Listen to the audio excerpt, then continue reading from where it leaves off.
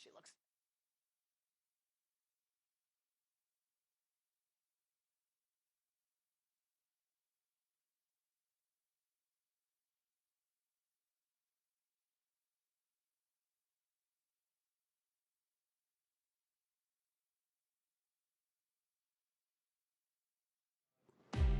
I'm Todd Trupp, on site at Del Mar, home of the Breeders' Cup World Thoroughbred Championships.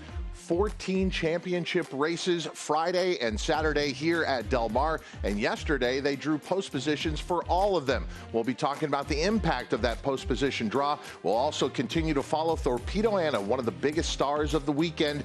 The moon has gone down, the sun has come up, and we're trying to determine who will leave with the cup, and that's no piece of cake. The Breakfast at the Breeders' Cup show starts right now. FanDuel's Breakfast at the Breeders' Cup is presented by WinStar Farm and by Phasic Tipton.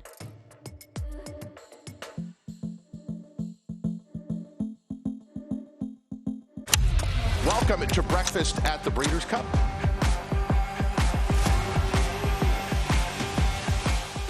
We've got plenty of Breeders' Cup contenders waiting to go on the track.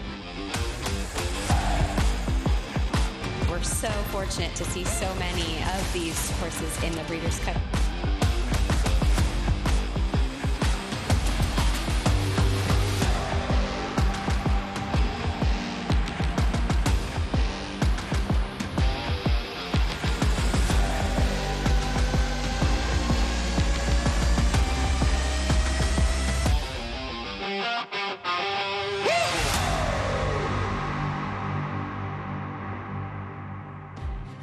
The 4 to 5 morning line favorite for the Longines Breeders' Cup Distaff, Thorpedo Anna, out this morning here at Del Mar. If you were with us yesterday on Breakfast at the Breeders' Cup, you saw her exercise rider arm wrestling Andy Biancone, but most mornings he's got to wrestle with Thorpedo Anna because she is full of energy. We'll be talking about her after the post position draw yesterday. As we said, odds on in the morning line. Then there is Straight No Chaser with a young Gallop boy out there. Wait, that's his trainer. How about Dan Blacker getting back up on the horse? And then Emily Upjohn, she has not won a race this year, but if she wins on Saturday, it will all be forgotten. And with trainer John Gosden, that is a likely possibility given his success here at the Breeders' Cup. Welcome to Breakfast at the Breeders' Cup on our set just off the paddock here. I'm Todd Trupp. Yesterday afternoon here in the paddock, it was the post position draw. All 14 championship races drawn. They got to the Breeders' Cup Sprint, and there was a lot of tension before each post position draw, and then all of a sudden you heard post position 8 goes to Straight No Chaser, and this woman shrieked loudly in joy, and I looked over and I said, Christina, I think they can hear us. Joining me on the set is Christina Blacker, whose husband trained Straight No Chaser in the Breeders' Cup Sprint, but I thought you were a good example. That relief you let out, you didn't shriek, but that relief you let out is really what happened with a lot of connections yesterday. They got the post they wanted, but there were some who were probably disappointed. Who can let out a sigh of relief from the post position draw yesterday amongst notable horses? Well, I think horses like Fierceness drew well. He was a horse that we talked about going into the post draw as not wanting to be too far to the inside. Thorpedo Anna drew post position 2, no problem for her. Same to be said for City of Troy. But then, Michelle, I thought some of the younger horses had a hard time at the draw. Lake Victoria at the rail in the Juvenile Fillies Turf. East Avenue at the rail. That's a lot to ask. I think the younger horses actually had a tougher time at the draw than the olders. It's also hard to say, too, because they are the younger horses, so you just automatically say, hey, if they draw the rail, they draw the far outside, that's going to be detrimental, but you just never know. They might overcome that. We just haven't seen so much of them. I also thought the filly in the one turf that came all the way on the outside, I thought, oh, now I don't really like her at all. Outside post positions can be tricky, especially on the turf here at Del Mar. We discussed that a lot going into the draw yesterday. Anybody to the outside has their work cut out. Before we get to our team of reporters, I want to say, hey, you did an excellent job, Michelle, you at Santa Anita. Oh, thanks, Todd. You also wore down our camera people. They needed a couple of days off. One of our camera guys, Connor, goes, I got Michelle this morning. She likes to get in 10,000 steps on her Apple Watch.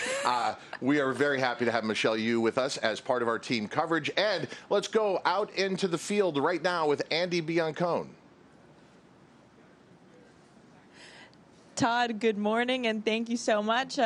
Mike Maker knew I was feeling a little bit lost in the mornings without a horse to get on, so he kindly asked me to get on his Breeders' Cup Contender out on bail, who we can expect to see run in the Breeders' Cup Juvenile Turf Sprint. But this son of Tizalaw is super feisty. I've kind of just been giving him eyeball rubs and getting him sleepy, but now that I'm talking, he's kind of perking up. We're going to take him out on the track today at 8:30 for a little jog. Tomorrow we'll have a gallop, and the following day we'll jog and stand in the gate. But he drew post position 1. He's never been off the board in 6 lifetime starts, and I'm starting to go pretty fond of him, Scott and Rishi. Well, we look forward to seeing that, Andy. And Rishi, great to be here with you at Del Mar as we get set for this week ahead of us. But really looking forward to seeing Aiden and Charlie Appleby's horses come out. 11 horses for Aiden O'Brien scheduled to come out at 8:10 Pacific time. So we're about an hour and 10 minutes away from that. Yes, it's an exciting time. Obviously, Aiden O'Brien and Charlie Appleby, the traditional powerhouses of European challenges over the last few years. Obviously, Charlie Appleby probably has the edge in the last few years. He's got such a good record. His ratio strike rate is so excellent. But Aiden's got a lot of good horses and the biggest talking horse of them all in City of Troy. Aside from City of Troy, what's another name that we have to keep an eye on when we watch these horses come out and train at 8:10? Well, I definitely think when you're looking at the O'Brien team, one of their bankers would be Lake Victoria.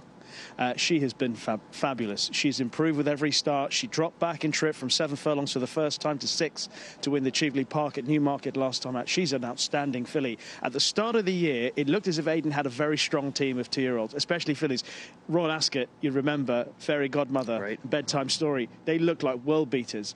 Now they've been surpassed by Lake Victoria. It was going to take something special to do it. She's done it. Well, we look forward to seeing the 11 of Aiden O'Brien's come out at 8:10, and then right after that at 8:15, Charlie Appleby with 4 more. So we've got it on lockdown here at the quarantine barn as we await these horses to come in and out as we send you back to the set over near the paddock. Todd?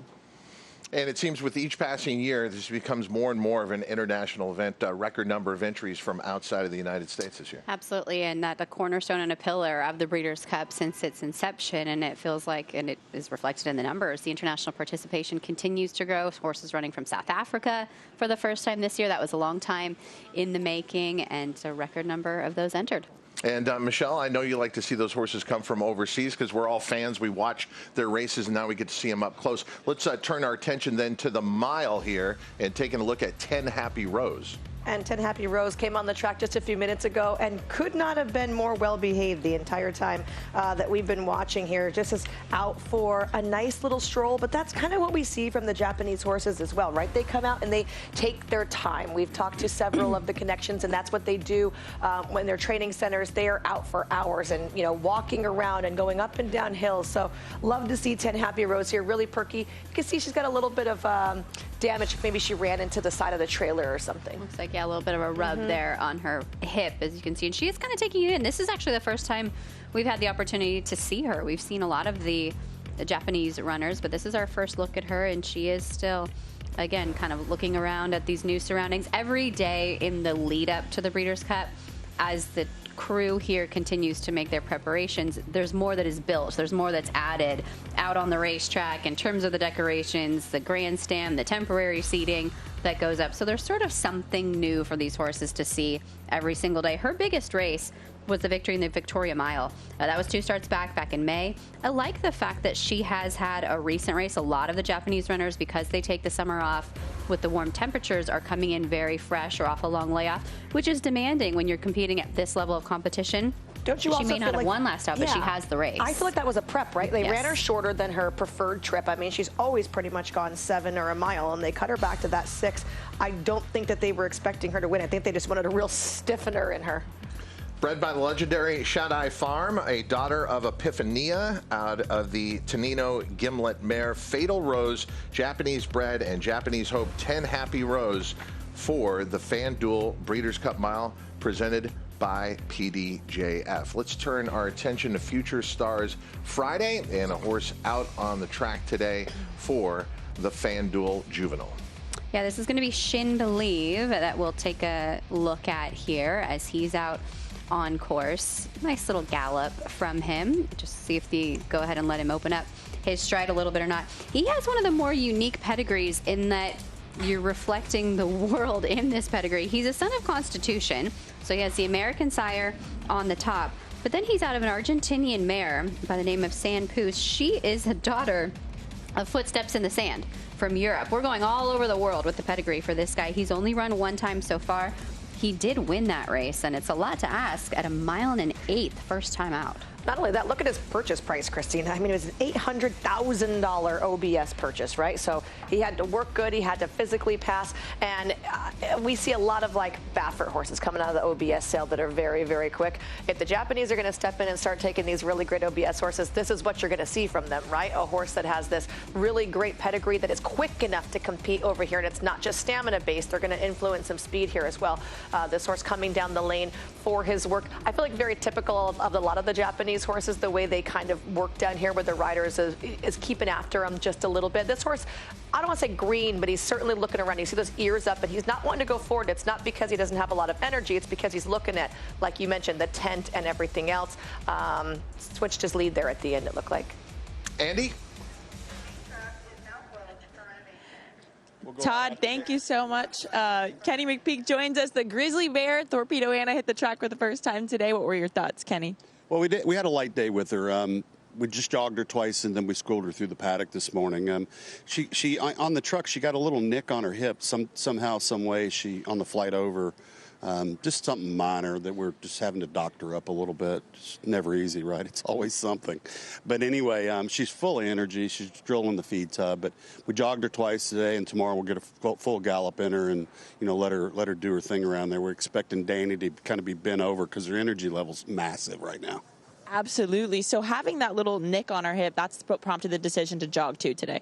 Yeah, it was just one of those things. I mean, I don't know. At some point in time, she must have scratched it up against a wall or, you know, hard to say. It was a long day for her because she traveled so far. But, you know, this is something that we're working through, and, you know, it's far from her heart. She actually had a little nick in her hind leg when we took her to Philadelphia last month. So it's always something. A lot of horsemen deal with these little details. I tend to talk about them. It's no big deal, you know, when we get it out there, but we've got it under control, and tomorrow's going to be a good day and just a few days to get her there. We so love and appreciate your transparency with the public through everything. But in terms of tomorrow, she'll probably jog one, gallop one? No, we'll probably full gallop her tomorrow. She really wanted to do something today. And like I said, I just wanted to be a little conservative with what I did with her this morning to make sure that whatever we're dealing with there didn't become something more than it is. And she was fine. She jogged off great. And it's just one step. And like I said, today was a light day. Tomorrow we'll get into a nice routine galloping. Every trainer's galloping program kind of looks a little bit different. What does your full gallop look like? Well, we typically back her, like in Saratoga in the summer, she goes on the half-mile gap at Oklahoma, and then she backs all the way up to the Whitney stand, which is past the 8th pole. And she spent pretty much every day training on the Oklahoma track in Saratoga. And here's not a whole lot different. Today we went on the chute gap, and tomorrow we'll probably walk her a little bit further down and then jog her backwards towards the grandstand and let her kind of eyeball everything. Like this morning after she jogged, she was walking through the paddock. She got to see a lot of the scenes because she's very inquisitive. She wants to see everything. What's that? What's this? What's that? And this is a good week to be able to do that. No doubt she's ultra intelligent, always taking in her surroundings. So tomorrow, would you say she'd gallop about 1.5 miles? Yeah, that'd be good. We'll probably back her to the 8th pole, jog her straight off, and then go from there. Beautiful, Kenny. Thank you so much. And I'm going to be sending spirit fingers to Deni. All right. Deni says you can come get on her anytime. It'll be like 6 laps. We'll be taking bets how many laps you do with me. Thank you so much. You're welcome. Back to you guys. Love it. The remarkable Danny Ramsey and spotting Andy Biancone 50 years. What did you make of Thorpedo Anna staying up at Saratoga? Because obviously Ken McPeak based in Kentucky. What about her basically completing some of her major training in Saratoga before coming here? I like it. I think that track can be a little deeper. I think you get a horse very fit. Not that she needed to be that much more fit off her race campaign, but I like the fact that it's quiet up there as well. He talks a lot about her energy levels and how she wants to take things in.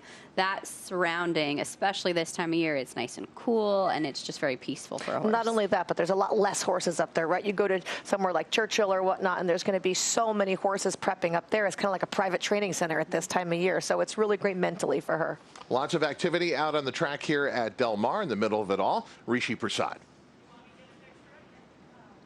Yes, alongside me is Hugo Palmer, who's got 2 runners in the Juvenile Turf on Friday, the Waco Kid and Seagulls 11. Hugo, would it be fair to say they're very different types of horses? The Waco Kid seems a little bit more handy, a little speedy, whereas Seagulls 11 looks big, strong, and potentially more of a horse for the future. Yeah, I think that's probably fair. They're and sort of slightly different profiles as well. Seagulls 11 always showed us a little bit more at home, and so he was a bit more highly tried, but he's actually only the winner of a maiden race, despite being 3rd in the national and 2nd in the superlative. So whereas the Waco Kid just sort of kept his light under a bushel a little bit and just improved all season. Just every run's got better, which has been exciting. The last run at Newmarket, I think I spoke to you after he won there, and he won impressively. It looked a really good performance, and you were sort of musing what you could do for the rest of the season. So what was the thinking behind coming here?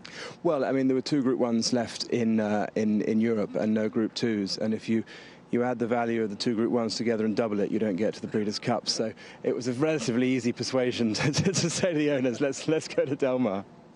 And for Seagulls 11, why here? I mean, looking at him physically, be a question mark about how he'll handle the track. I think just after the National, he showed such incredible gate speed that day. He's definitely better on faster ground. He just got bogged down in the Dewhurst on the soft ground and possibly on the unfavourable bit of the track. And just after, you know, funny enough, it was just after Oisin had ridden the day before, had won the Summer Stakes on New Century, and Oisin rode, he flew over that night and rode Seagulls 11 at the Curragh. And I said, look, what about the Breeders' Cup? And Oisin said 100%. He said, I hate to say it because I can't ride him and you'll make my job harder, but he says, for me, he's got all the attributes that he needs. He's a powerful, strong horse, great gate speed, and both of the horses we brought out here, I feel, are just crying out for the mile. And when you think about jockeys, because I'm thinking off the top of my head, you got Tom on Waco Kid and Louis Sires, is that right? Yeah, that's right. Yeah. How important is it to have that person on a horse like him? Well, I mean, I just got on the way back from the car, shared a car with a load of American friends who've been over there for racing, and I was like, oh, if we go to the Breeders' Cup, who should ride him? And everyone was unanimous. If you can get Louis Sires, get Louis Sires. This is, I'm told Ryan Moore says he's if not one of the riders he respects most in North America. So that's pretty wholehearted recommendation. And I think he's also, for a horse who shows good gate speed and likes to race on the speed, I'm told, I'm far from an expert on American racing, but I'm told that Louis has a great record of that. So both interesting ownership groups as well. I remember chatting to Andrew Black, who's part of the Waco Kids group, and they're talking about all the Gene Wilder films, all the horses named after characters, and of course the Brighton connection with Seagulls 11. Are they all coming over? A lot of the Genies are coming. Unfortunately, all the footballers are playing football. So they're not able to come, but they've sent some representation. A couple of former footballers are coming to represent them. I think we should also say it's soccer. Yeah, soccer, yeah. Hugo, thank you very much. Best of luck with both runners. I'm looking forward to seeing how they can do. Thanks, Rishi. Back to you guys. God, so much from that interview, and that's why, Rishi Prasad, one of the best anywhere in the world, but he gleaned so much out of it. The most fascinating thing to me, the respect from Ryan Moore to Luis Saez. Yes, absolutely. And look, we have the opportunity to watch Saez be so successful and apply his trade every single day, and we've seen him at Churchill, we've seen him at Keeneland. And that point about him being aggressive away from the gate and really putting your horse into the race, I think is the most salient one with his chances here for Seagulls 11. Well, I think that what you do is you see these European trainers coming over and they're starting to realize we run races different here. And now I'm not only going to sit back and just run my race, I am going to try to give my horse the best advantage by making sure they're doing what we do, especially in California with how fast we are. We got a big advantage with Joaquin Jaime joining our coverage here this morning. Hey, Joaquin. Hey, Todd, good morning. So it is Tuesday at Breeders' Cup week, but the preparations are not done yet for some horses, including Team Japan. I counted 10 different Japanese horses that are going to have some sort of breeze today between now and about 8:20 this morning, and that does include Breeders' Cup Classic contender Forever Young. He's actually supposed to have a breeze in company today at 7:45. I also spoke to the connections of Soul of an Angel for trainer Safi Joseph. She won the Princess Rooney at Gulfstream Park in her most recent start. She's going to be running in the Breeders' Cup Fielding Mayor Sprint on Saturday. She's scheduled to have a quarter-mile blowout today as well after the renovation break, Todd. So for some of these connections preparing for the Breeders' Cup, the preparations aren't done quite just yet. Well, and you were talking about this, Michelle. We were talking about some of the horses from overseas, just the atmospherics here when they come out early before the sun has risen. The lights from the grandstand are kind of in their face. It's very unusual for them. Yeah, it's not just the lights here. There's wind, and the wind is shaking all of those purple tarps, right? Just moving a tiny bit, which is more scary to a horse than if you jumped up and did something, right? It's those little tiny things that they're like, oh, what is that? I mean, we have these big white tents that look like scary horse-eating tents, I'm sure. I mean, the amount of things we're asking these horses, especially some of these juveniles that have only had 1 or 2 starts and been at one track their whole life, we're like, get on a plane, come over here, get around this track with all of these banners, all these people, the photographers, everything. It is so mind-boggling to me how much poise the majority of these horses show. You could not pay me to be the one getting on Andy getting on a horse right now? No, thank you. No, thank you.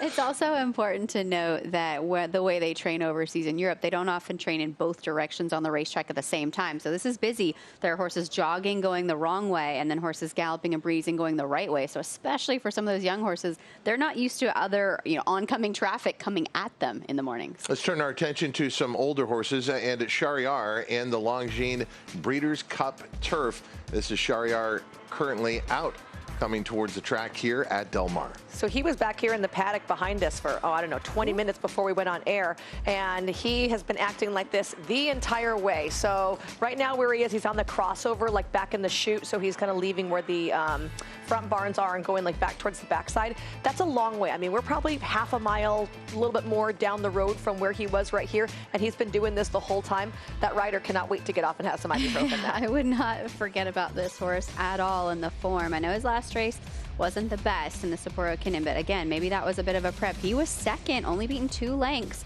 to Rebels Romance in the Dubai Shima Classic, 2 races back. He's got a impact. Total shot.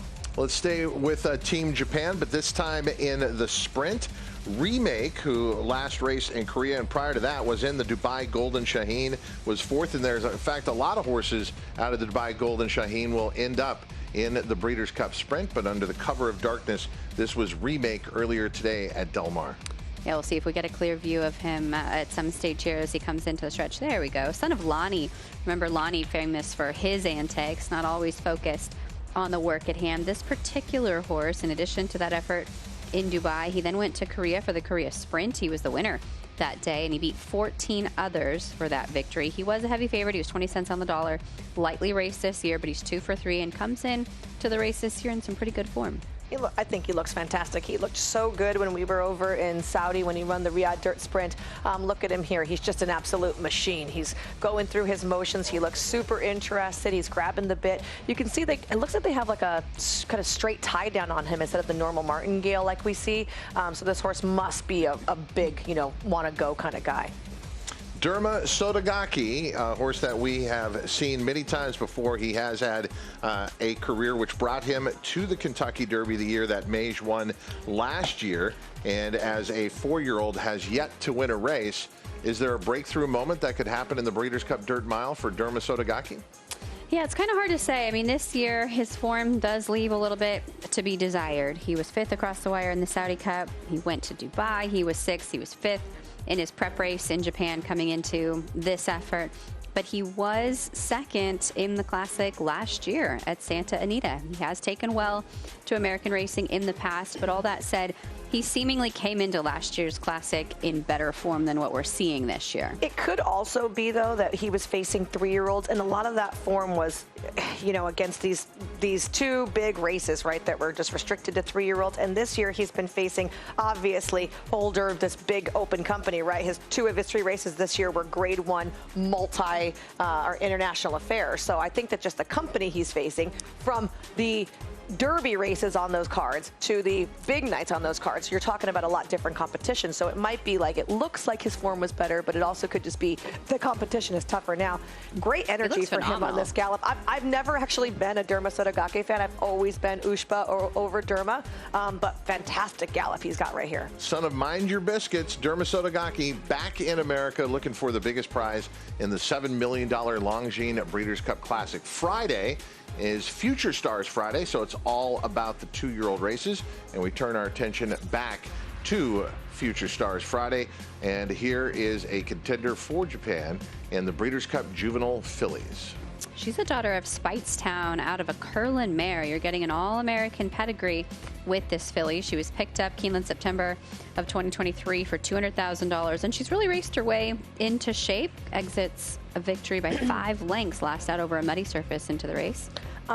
It'd be first time for her going a route of ground. I'm not entirely convinced that's exactly what she wants to do, although she is a really big filly from what it looks like here. Obviously, we're very far away looking at them on TV, but she doesn't look like she's teeny tiny based on the size of the rider. If you like American Bikini and you think that juveniles can change a lot, then maybe you give her a second or a third glance. Yeah, she was second, beaten 7 lengths to American Bikini in a maiden 2 starts back. That was in July. She's taken a good hold in this gallop. She looks well, on the bridle, ears up, focused, looking around at her surroundings, but not trying to act up, and the rider seems pretty comfortable. Let's see if he opens up her stride a little bit down the length of the stretch here, because that's what we saw from Dermaso Tagake, a little bit of a gallop into the turn and then just leaning down, releasing a bit of that hold, kind of dropping your weight a touch to signal that she can do more, and he does. He allows her to open up her stride a little bit. Still very much in control and a nice kind of even tempo, but nice to see her lengthen out a little bit. It was pretty there. quick too. He moved his hands down, you can see very visibly, and he let her go, and she extended her stride. Like it was almost the minute they hit the wire, he kind of pulled them back, and she was very kind to take that rate, no problem. Nice big gallop out from her still. Daughter of Speightstown, Odamena Shacho, preparing for the NetJets Breeders' Cup Juvenile Fillies. We had a chance to see her earlier, and now we get to see the official work. This is 10 Happy Rose getting ready for the FanDuel Breeders' Cup Mile. I thought this work was really nice.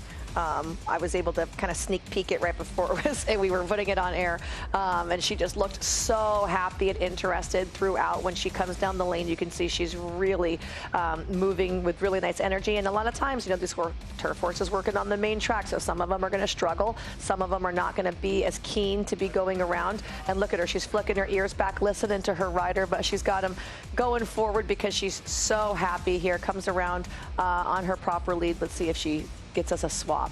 Ooh, not yet. Well, he's asking her for it a little bit. You can see when she kind of turns her head sideways, but he's going to go ahead and just let her move on with it as far as the speed goes. Again, lengthening her stride, releasing a little bit of that contact with her mouth. I don't think we ever got the lead change from her, but we did see. Oh, there it goes. And now just we're in time to turn back. Now you switch back to the left lead, hopefully.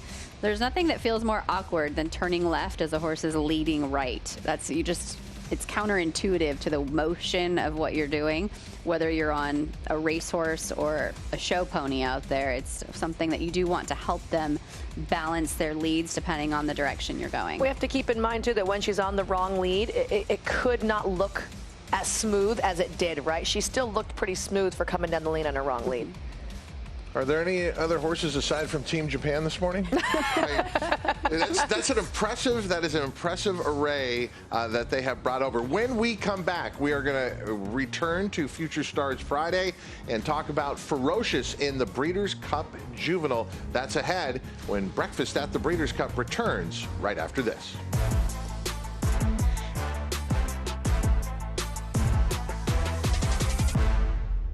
Connect, a Grade 1 winning millionaire, making his mark as a sire. With Rattle and Roll, a Grade 1 winning 2-year-old. Graded stakes winners, Whitwater's Rand. Implicated. And Apple Picker. Connect, a proven sire in the making, standing at Lane's End Farm. Any NBA play can inspire your next hunch. And with 3 months of NBA League Pass from FanDuel, you're about to get a whole lot more inspiration. So if you think they're going to rock the rim right out of the gates, hello, or you want to RSVP to the block party, there he is. Yes, sir. Or you think it's going to start raining threes. Let's go! FanDuel has more ways to bet on players so you can make your hunches happen. Right now, new customers bet $5 to get $150 in bonus bets if you win. Plus, all customers get 3 months of NBA League Pass on us. FanDuel, America's #1 sportsbook. Hey, so I found a betting system that's really working great for me. So did I. What's yours? I set up an hour-a-week time limit on FanDuel. I can also set up wager limits, so I only bet what I can afford, and betting stays fun. Right. So what's your system? What's that? Your system. What's your system?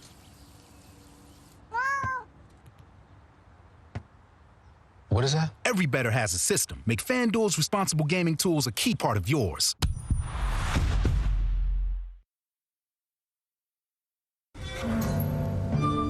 This is a cowboy. Recognized around the world as a romantic symbol of the American West.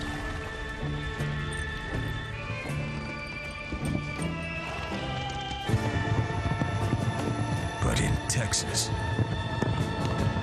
this is a cowboy.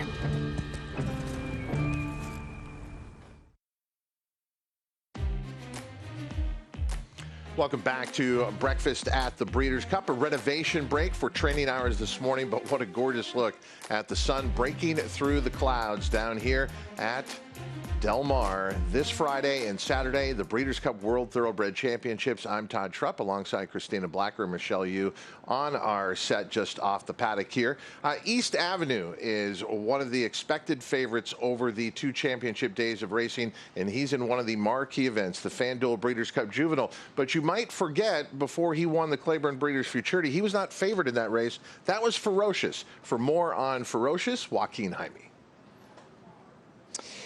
Yeah, Todd, thank you very much. I'm here with Gustavo Delgado Jr. and the Delgado family is represented with Ferocious in the FanDuel Breeders' Cup Juvenile. And you can see him right behind me. He's actually walking right behind us right here. Gustavo, when did you guys get in?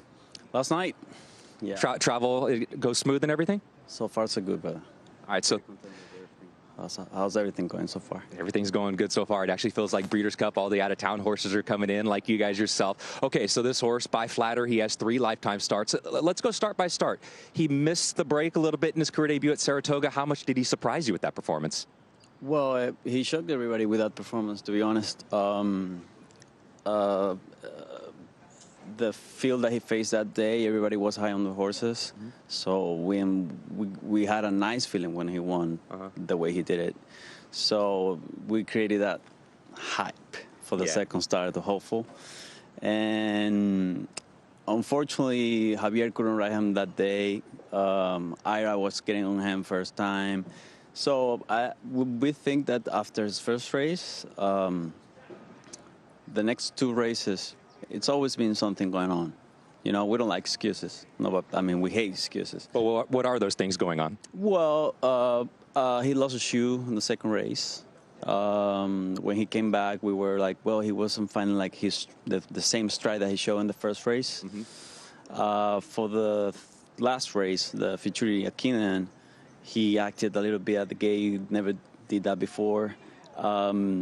He hit himself at the gate as well. So a couple of things, but you know, he's still performing, still run second. Mm-hmm. Good effort in both races. So hopefully this time, you know, the stars align in our favor, and that's what we're hoping on. You know, a clean trip, and we have a nice horse, so we're pretty content with everything that's so far has gone with him. All right, Gustavo, we appreciate the insight. Thanks for joining us, and good luck going into the FanDuel Breeders' Cup Juvenile this year, and we hope you some much better luck. Thank you. Appreciate that, brother. All right, Todd, some good insight there. 2 excuses, according to the Delgado team. He lost a shoe 2 starts back and didn't have the cleanest of breaks and some trouble before that Breeders' Futurity at Keeneland on October 5th. Okay, so I'll buy the idea that without losing the shoe, maybe he beats Chancer McPatrick in the hopeful. They're only separated by half length.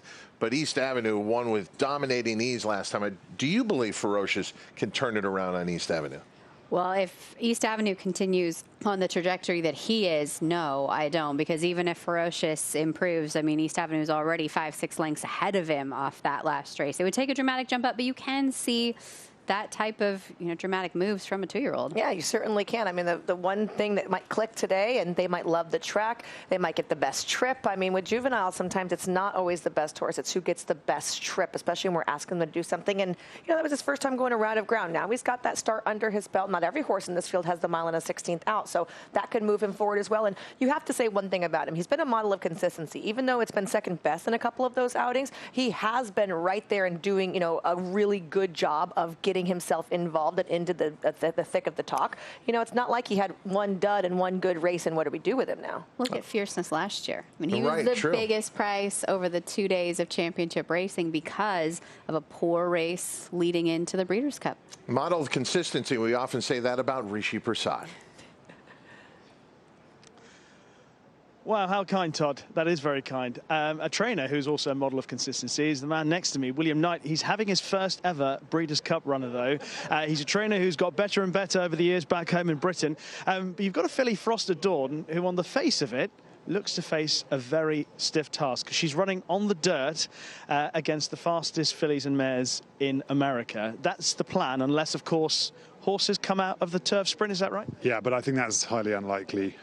So, you know, we're going to concentrate that we're going to be running on the dirt. And yeah, look, it is. It's I'm not so worried about the surface. It's just the distance. This is 7 furlongs. Yeah. You know, if it was 6, that would probably suit us better. But, you know, she ran very well in Dubai over 7 on the dirt, and she won as a 2-year-old over 7. So we got a nice drawn 1, so that should help us as well. I remember in Dubai when she dropped back in trip, I thought, no, she's not quick enough to go back to 5.5, 6 furlongs, and she actually looked as if she improved for it. So would it be fair to say she is better over shorter than over the 7? Yeah, as I say, I think 6 is probably her ideal trip, but, you know, 7 on a bend,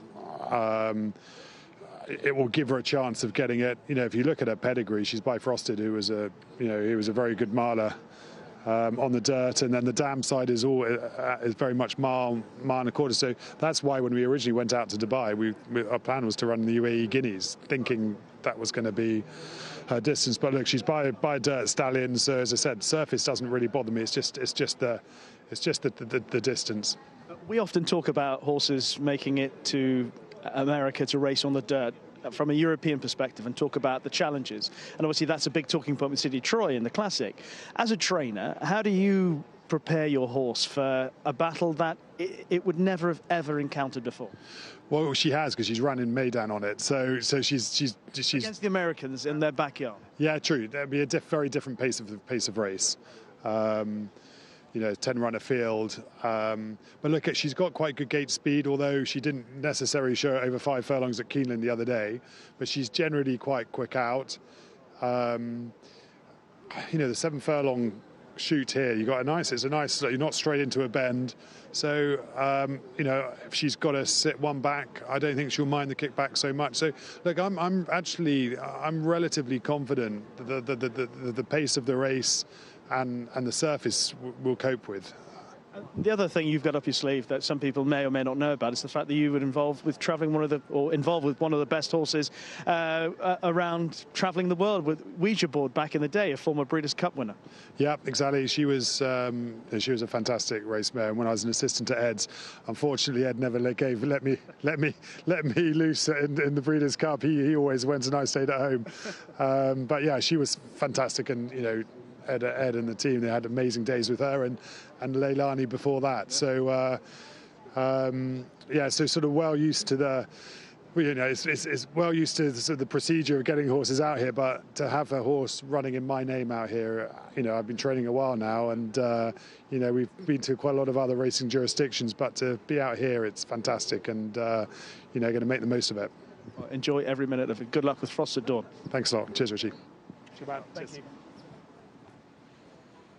Well, I'm definitely taking a second look there at the Breeders' Cup Filly and Mare Sprint. Some confident words there from William Knight. Next is Andy Biancone.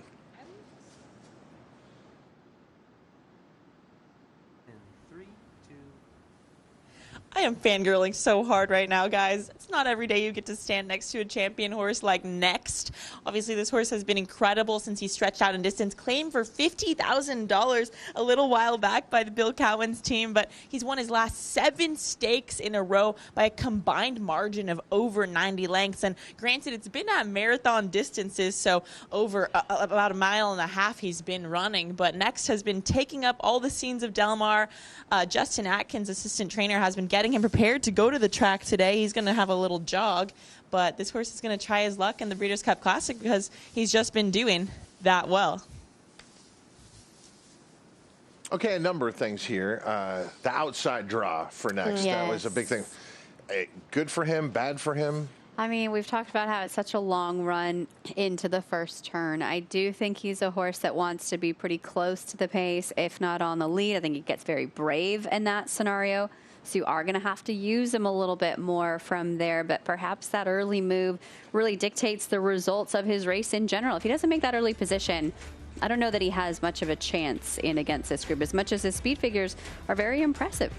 You know, the thing is, he's going to have to be faster, right? Like, I mean, he does go to the lead, but he goes to the lead going 1.5 miles in 49. That's not going to cut it in the Breeders' Cup Classic. So they either have to be resigned to kind of getting a good position, or they're going to have to go faster. What about the thing you can't measure by a number that we talk about in other sports, and that is confidence, momentum? Does it count in thoroughbred racing? Nobody has better momentum than him coming in, but not tested at the class level. Does that count for something? I think the momentum absolutely counts for something. The confidence absolutely does as well. I think what's more of a concern is the fact that he wants that trip, Fierceness wants that trip, City of Troy wants that trip. The pace in this Classic could be very fast this year. Well, we kind of like that, though, right? I feel like when there's a fast pace in the Classic, we're going to get a really realistic result. If there was no speed in here, we'd be complaining because it's like, who's going to go? Someone walked the dog. The closers didn't have a fair advantage. So, I mean, I think having an honest pace with legitimate horses that can stay the distance up front really makes a difference as far as just how the race is run. One other quick comment, because we were talking about the post position for next on the far outside. Then there was Forever Young, who drew inside. That a bad spot for Forever Young? He drops back anyways. I mean, he's one of those horses that wants to rally from off the pace. You do have some concern about him getting shuffled too far back, but you're not worried about the kickback. You're not worried about the distance. So there are other horses that it would have been more of a concern for me than him. Here's one thing about him, right? We've seen him time and time again kind of get out a little bit. Being down on the rail, it could either help him because he'll have a wall of horses he can't get out, and so maybe it'll just help him cut some corners better. On the flip side, if he likes to kind of spread himself out and he can't have that, it really might put him in an almost claustrophobic situation where he just kind of backs out because he doesn't like it. It is a remarkable renewal of the Longines Breeders' Cup Classic. The biggest prize over the 2 days, $7 million offered there. We'll be back with more Breakfast at the Breeders' Cup live from Del Mar in just a moment.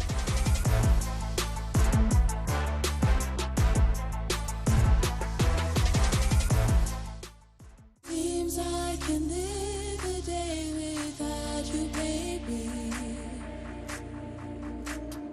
This sick addiction makes me crazy.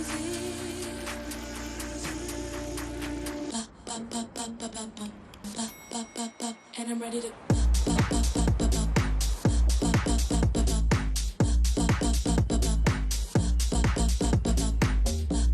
Elegance is an attitude.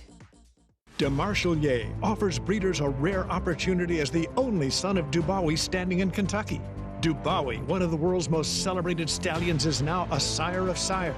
This son of Dubawi brings one of the world's most potent bloodlines to America. On the track, his recent top runners include these star performers.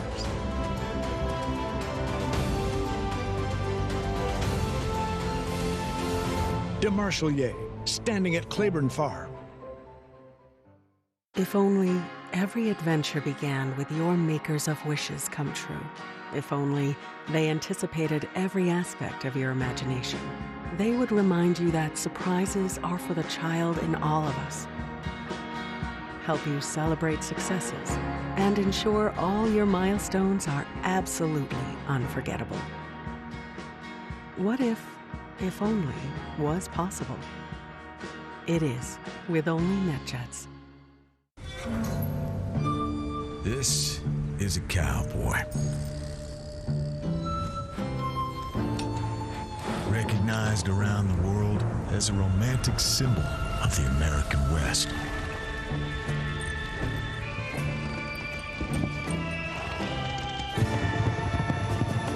But in Texas, this is a cowboy. For centuries, the bond between horse and human has been forged in trust and hands-on care. Thoroughbred racing is combining that tradition with cutting-edge technology to raise our standards even higher. New investments in wearable biometrics, advanced imaging, and AI help optimize our safety programs. That opening quarter mile was a quick one. Every day, a commitment to improving their care. So win or lose, it's safety that runs first. To learn more, visit safetyrunsfirst.com. The highest honor in any sport is to be inducted into the Hall of Fame. Those who enter these hallowed halls bear witness to greatness, as the horses enshrined within are known as the Great Ones, the Immortals. With just 4 crops to race, Horse of the Year Gunrunner has sired 10 Grade 1 winners and 13 millionaires, which has him poised to etch his name alongside the greatest stallions of the modern era. Gunrunner.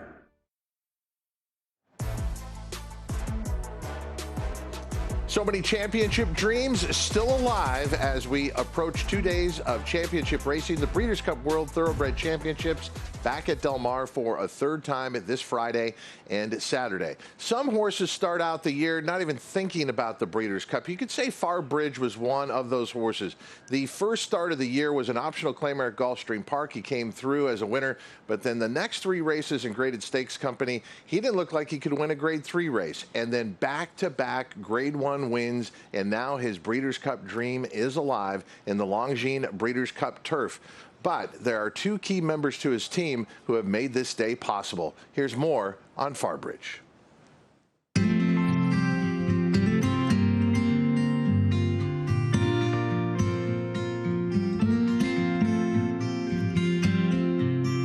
I'm from England, you can tell by the accent, and I'm a 3rd-generation jockey. My grandfather was a jockey, my dad was a jockey, so obviously got involved with horse racing from a very young age. I was probably riding race horses when I was about 12 or 13. I was very lucky to be involved with some nice horses and jump racing in England, the Cheltenham Festival.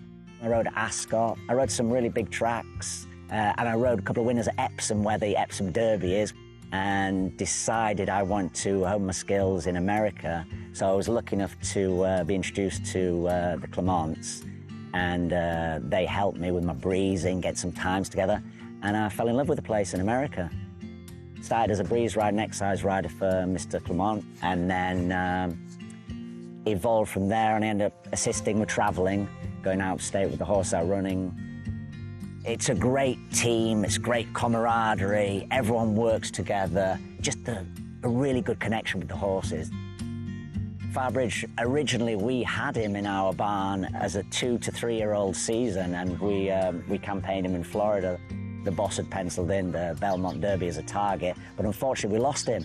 He got sold, his owner sold him on, but we were incredibly lucky to get him back after he'd had his 3-year-old campaign.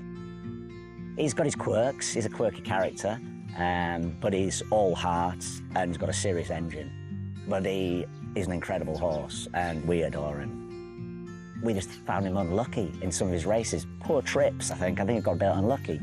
And the other day everything went right and he showed to everyone that he's a top-class individual. Farbridge digging in, he's a tough customer. Measured time is lengthening that stride and cutting into every single inch of ground. 16th pole, Farbridge, measured time. Farbridge will not be denied. All the way in the Resorts World Casino Sword Dancer. These winning your in series, it's great to get that straight, that entry, that berth, and it's what everyone's looking for because it's the pinnacle of the racing year. It's the culmination of a year when you're going into these big races. That's where the year ends and that's where you want to go, and it's fabulous to be considered to get that invitation and get the opportunity to run for the Breeders' Cup. Is brilliant. Here, to ride the horse around the track, you need to make a connection with your horse and get a rapport with them because there's a lot going on and I think you need to get a relationship with them. Incredibly lucky to be involved in the industry. It's taken me globe-trotting, and I just feel incredibly lucky to be in the industry. It's a labour of love, but it has taken me all around the world, introduced me to some lovely people, great teams, great horses, and I think that's what it's all about. It's being involved with these horses, getting these relationships and seeing them progress. And it's really rewarding when things go to plan.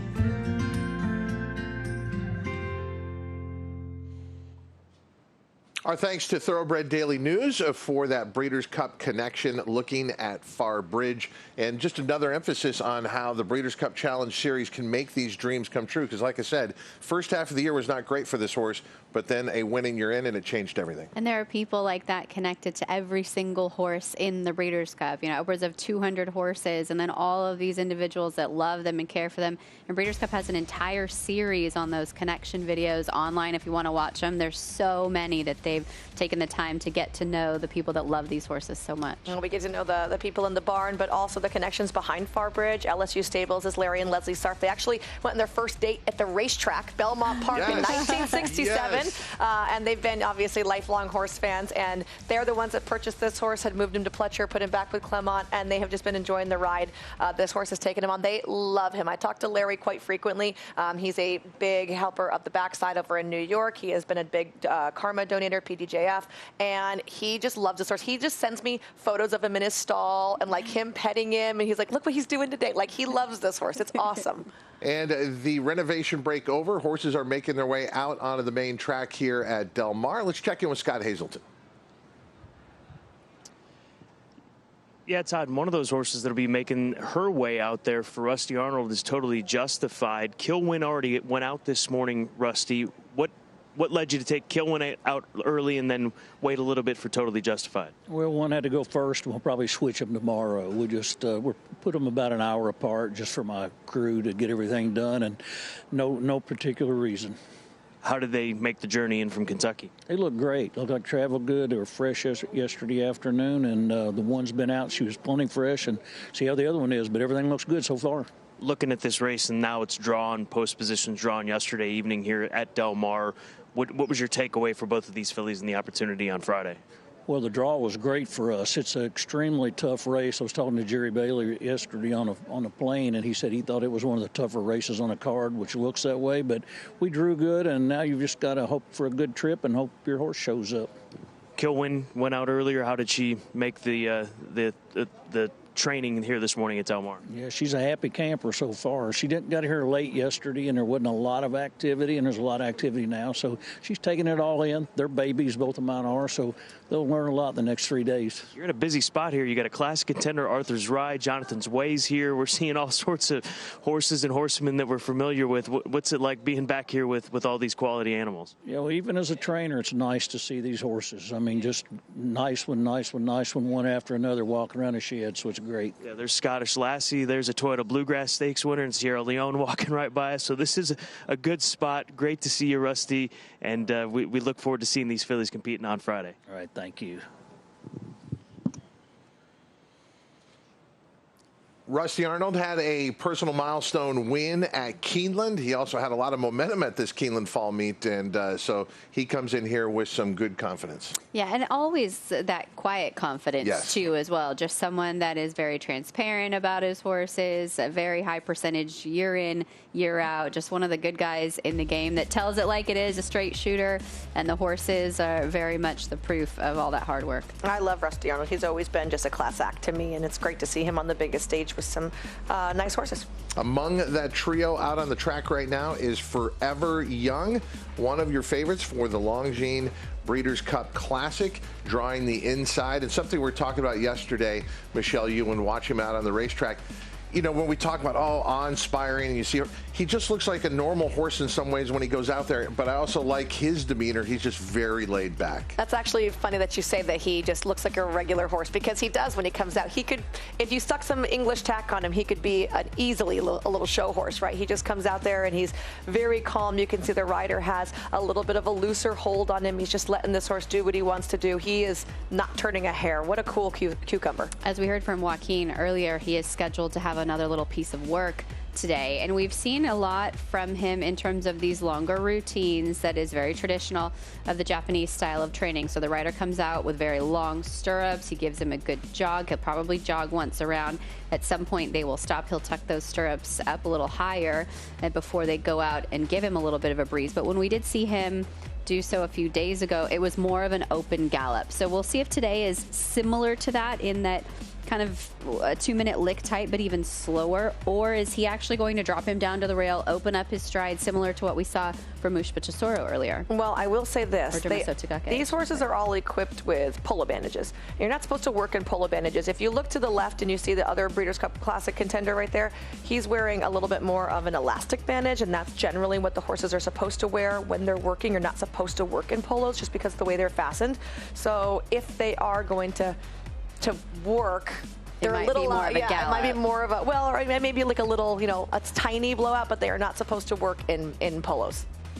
And something that you were talking about, Michelle, that I don't think we can appreciate here because the grandstand is kind of blocking it. I think it's much breezier out there, out on the track, than over here. It's something definitely that they're dealing with. Let's, while we have a moment here with Forever Young getting set, talk about the Breeders' Cup Filly and Mare Sprint. This is a look at Soul of an Angel. Safi Joseph trainee here, coming out of a nice victory in the Princess Rooney down at Gulfstream Park. Doesn't break great, and so she's going to be one of those fillies that's coming late. And overall, Christina, I felt like for a sprint race, there wasn't like a super fast horse, right? Like no one opens up 2 or 3 on the field every single time. A lot of these fillies are content to kind of just wait. So she could be at maybe a detriment unless someone just decides to go guns a-blazing. Yeah, I would agree with that. There isn't a whole lot of real fast speed. I think Society will want to be involved. Ways and Means, who's your favorite, won't be too far off of it. Soul of an Angel, just looking at her form overall, her 1-turn races are very good, and I think if you get lost in some of the 2-turn races, which you see on most of her form this year, she's hitting the board, she's right there, she proves her class by finishing 3rd to Raging Sea and Idiomatic, but when she wins, it's around the 1-turn configuration. Getting back to 7 furlongs again here for the Breeders' Cup Filly and Mare Sprint, I think is a very positive fact for her. She finished comfortably in that last race in the Princess Rooney. I see her as one that is going to come rallying from off the pace, but will Society and Ways and Means come back to her is the question. And it looks to be a wide open edition of the Breeders' Cup Filly and Mare Sprint. Soul of an Angel about to break off here and have a live work here on Breakfast at the Breeders' Cup.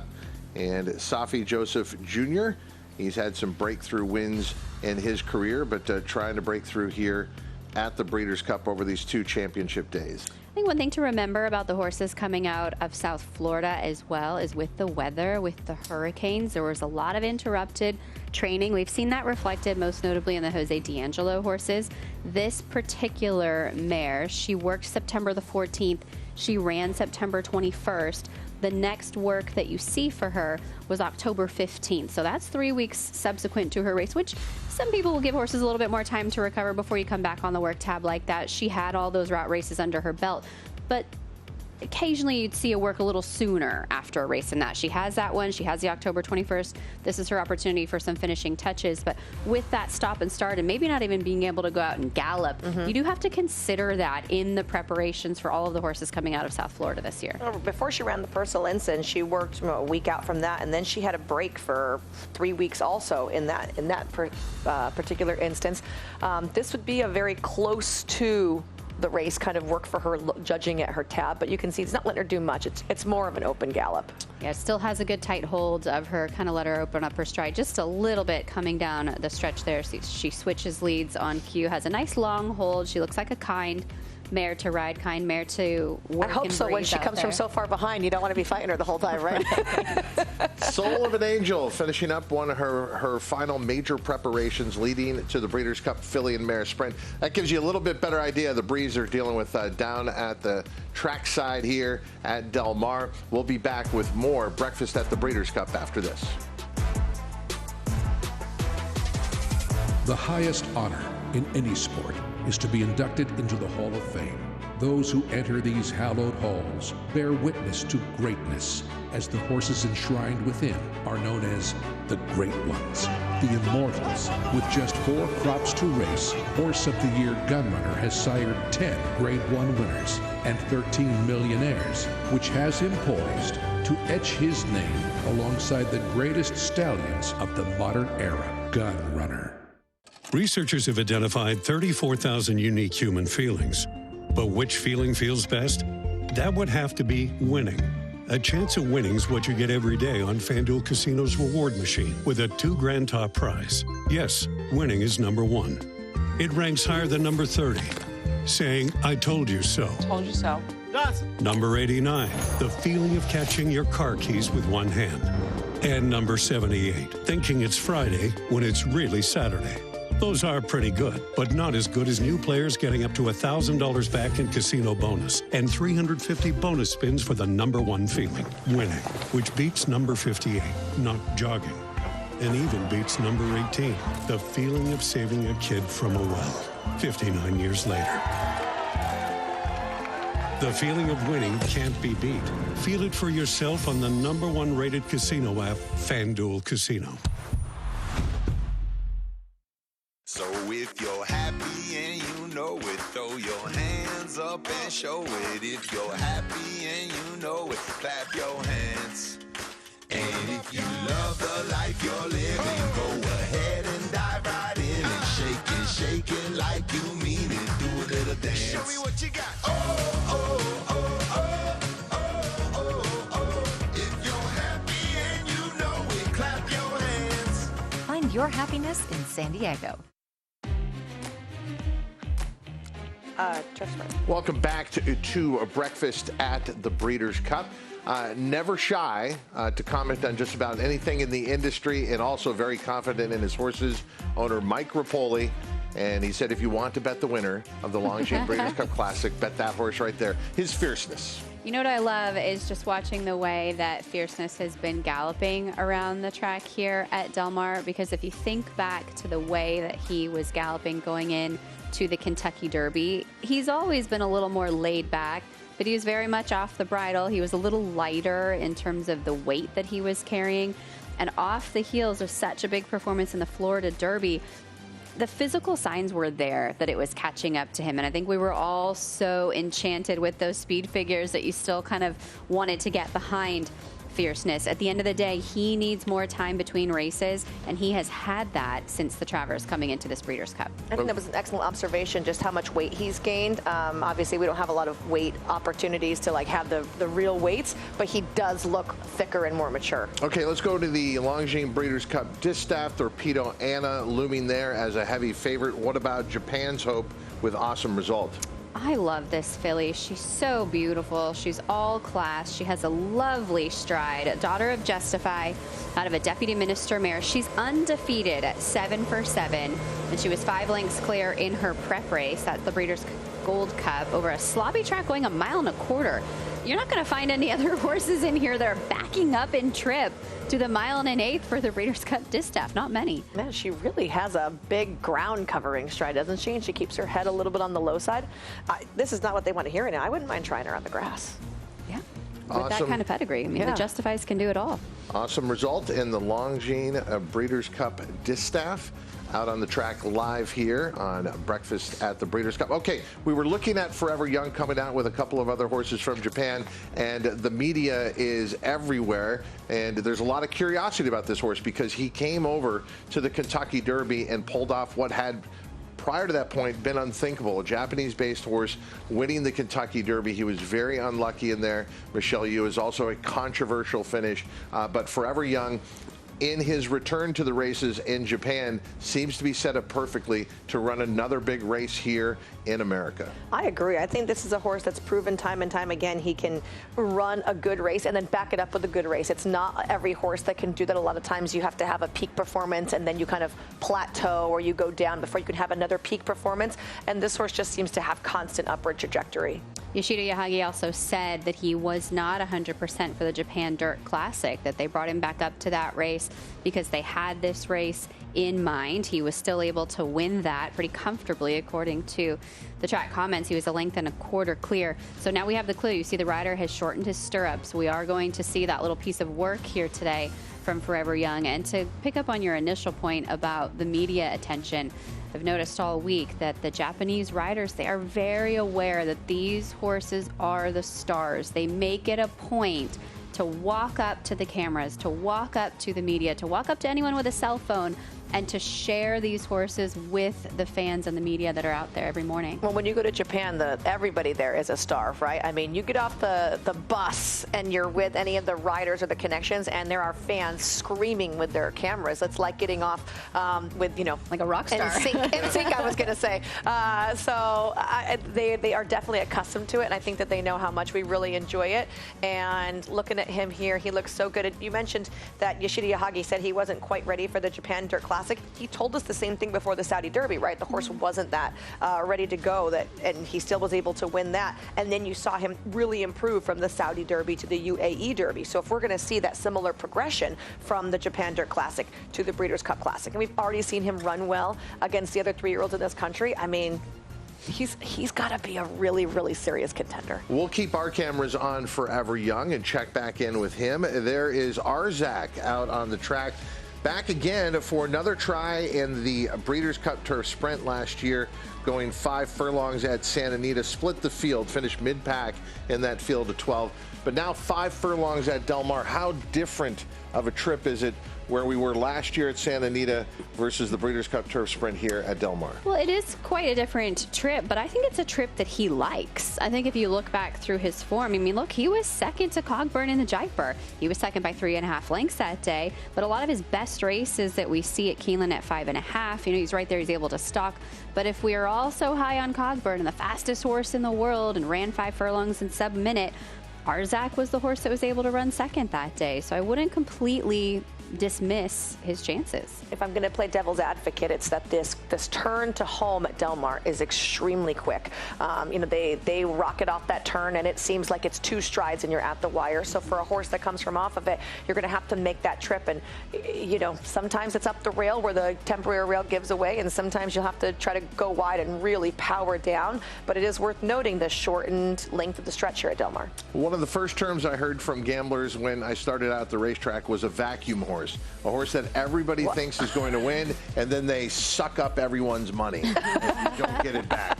Sierra Leone always gets bet, and we always think this is the race, and it doesn't happen. Could it happen now in the Breeders' Cup Classic? Maybe now the price will be better. How about that? He's taking all of our money at this low price. If you're going to get much better odds on him, now might be the time to kind of put your money down. The problem with him maybe in his last couple is that the field sizes weren't as big, is what Steve Haskin told me. He likes him better in a big field because he seems to run just a little bit better. I will say this, he looks a lot more mentally mature right now, doesn't he, than he looked this summer? I think any added time, any added experience is only going to benefit this horse. And I really hope we get to see him at 4 years old, because it's always been clear that the talent has been there. He is a Grade 1 winner. You're not going to change his style at this point. They've tinkered with the equipment to get the best out of him that they can. I think there's a little concern with the shorter stretch here at Del Mar versus some of the other courses that he's been successful at in terms of getting a piece of it. But time, distance, maturity is only going to help a horse like Sierra Leone. Yeah, it sounds like you just described his sire, Gunrunner, because he was a force at the age of 4, and then he went out in a blaze, including a win in the Classic here at Del Mar. Highland Falls is on your screen as well. On the left side, there is Highland Falls, who last time out took the Jockey Club Gold Cup. Highland Falls has really come to hand for Brad Cox, and I think if you look through his races, the amount of quarter distance is where he gets and earns some of his highest speed figures. I was very impressed by his effort in the Jockey Club Gold Cup. Arthur's ride was all over him, and he pushed right back in a good way. No one's going to push him around on the racetrack. He's 5 for 9 lifetime. I think he's been very well managed overall, Michelle. I don't think he's really knocked heads with the heavy hitters as often as some of the other horses coming into this race, but he's proven at the distance. That could have been by design too, right? I mean, he's bred by a Breeders' Cup winner, out of a Breeders' Cup winner, and you just want this horse to kind of develop and be a really good horse. And Brad kind of taking his time and picking those spots really could be imperative to him having a good Classic showing. And bringing the action now back to Forever Young, preparing for the Longines Breeders' Cup Classic. have we seen him work very much? I mean, we watch his races a lot, but have we seen this action in the mornings very often? Well, I haven't yet, but do note they are putting him on the rail with that company outside, right? So with that rail draw, they are trying to imitate that a little bit here. Still so late to change leads, but at least he gets it done. We've seen him pretty much not change leads before in a race. So look at the energy that he shows to like get inside that horse. He really thrives on being next to another horse. You know, he was trying to catch up earlier, but once he got next to that horse, he has some real determination. I think that bodes well for him. And I love to see him right there. He didn't look like he wanted to lug out at all. I love that acceleration that we saw from him. He's such a professional, this horse. Even when he's out jogging, when he's schooling, no matter what he does, they put him through along the inside there in company. And as soon as he locked on to that horse, he knew exactly what they wanted him to do. Pick it up, go by, throttle down across the wire. He just does everything right. He's your straight A student every time you send him out there. So how do you interpret they matched him up with a 2-year-old? That was a Corozelle who's preparing for the juvenile. You don't often get 2-year-olds working with older horses. You want this horse to gain some confidence. Yeah. You know, a Corozelle was designed to set the pace out there, and he kept up with him across the wire. I think you give that horse, you know, some credit for accelerating himself, even though he had the head start in this work. But this was designed to remind Forever Young of his job. Look, he went all the way wide in the Kentucky Derby. Now, in the circumstance of the Breeders' Cup Classic drawn from the rail, he's probably going to have to cut a corner here or there. Michelle, you got a wandering eye. Who's that? Awesome result just walked by us. So I'm very excited right now. Like Andy was fangirling earlier. Yeah, I'm going to fangirl awesome right now. Like, here, let's see who else is coming. We're blocked by a pony, so I can't see the numbers. Well, and I would imagine Forever Young's going to come through here because the Japanese have, you know, after they've been done on the main track, they take a spin through the Brad paddock. Sell. And Brad Sell for the turf sprint coming through. And a cavalcade of stars, and so many people who are just fans of the sport have set up around the paddock because they know the routine. They've watched it here on Breakfast at the Breeders' Cup, and they go and take advantage of that. Andy? Todd, Mark Casse himself has shipped in. All his horses have trained. Mark, you've got 3 runners in the Breeders' Cup Juvenile Fillies Turf this year. Yes, yeah, we're excited. Drew all different posts, so we'll see. What do you think of the field overall? I mean, it's truly international.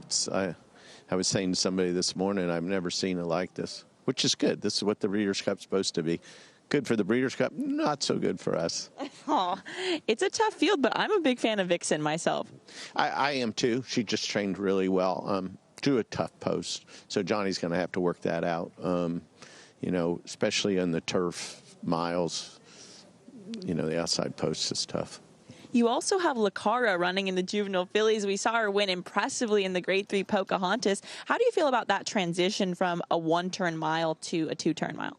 Well, I wish we did have a 2-turn, you know, but I just felt like the Alcibiades was a little too quick back. Was it the Alcibiades? So we're going to go with the 1 mile, you know, but I wish we did. But she's extremely smart, and she learned a lot in the Pocahontas. You know, she had won very impressively at Saratoga on the lead or close to it. It was expecting the same, and she got away bad. So she did learn a lot. Has trained just great since the Pocahontas. So it's a tough race, but she's going to be tough. She sure will be. And how do you feel like everybody's trained this morning? Great. That's all we want. Great is good. Thank you so much, Mark. Thanks. Back to you guys. The Aiden Army. I mean, look, we could have the most boring shows, and we don't. There's always something every morning that some of it unexpected here at Breakfast at the Breeders' Cup. But the one moment that always comes through on these shows is when Aiden O'Brien's Army shows up at the racetrack. You're not going to want to miss this. You've seen it before. You're going to want to see it again. You just have to get in the seat of a John Deere 1 Series tractor. Not because of how easy it is to use, or because of our expert dealers. Not even because it has implements for every job. You just have to get in the seat, because breaking ground on your dream home feels pretty great. John Deere is proud to be the official partner of the Breeders' Cup World Championships. Hey, so I found a betting system that's really working great for me. So did I. What's yours? I set up an hour-a-week time limit on FanDuel. I can also set up wager limits, so I only bet what I can afford, and betting stays fun. Right. So what's your system? What's that? Your system. What's your system?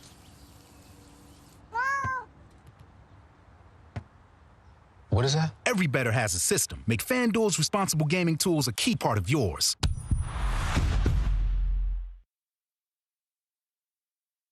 Any NBA play can inspire your next hunch. And with 3 months of NBA League Pass from FanDuel, you're about to get a whole lot more inspiration.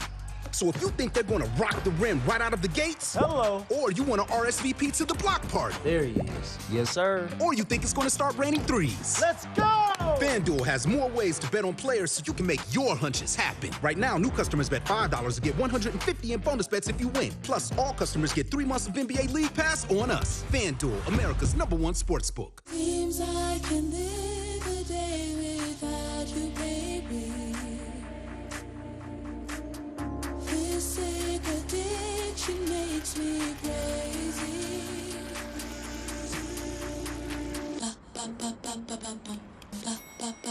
And I'm ready to.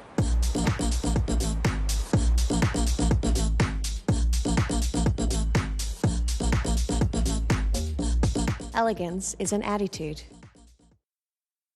When you're ready.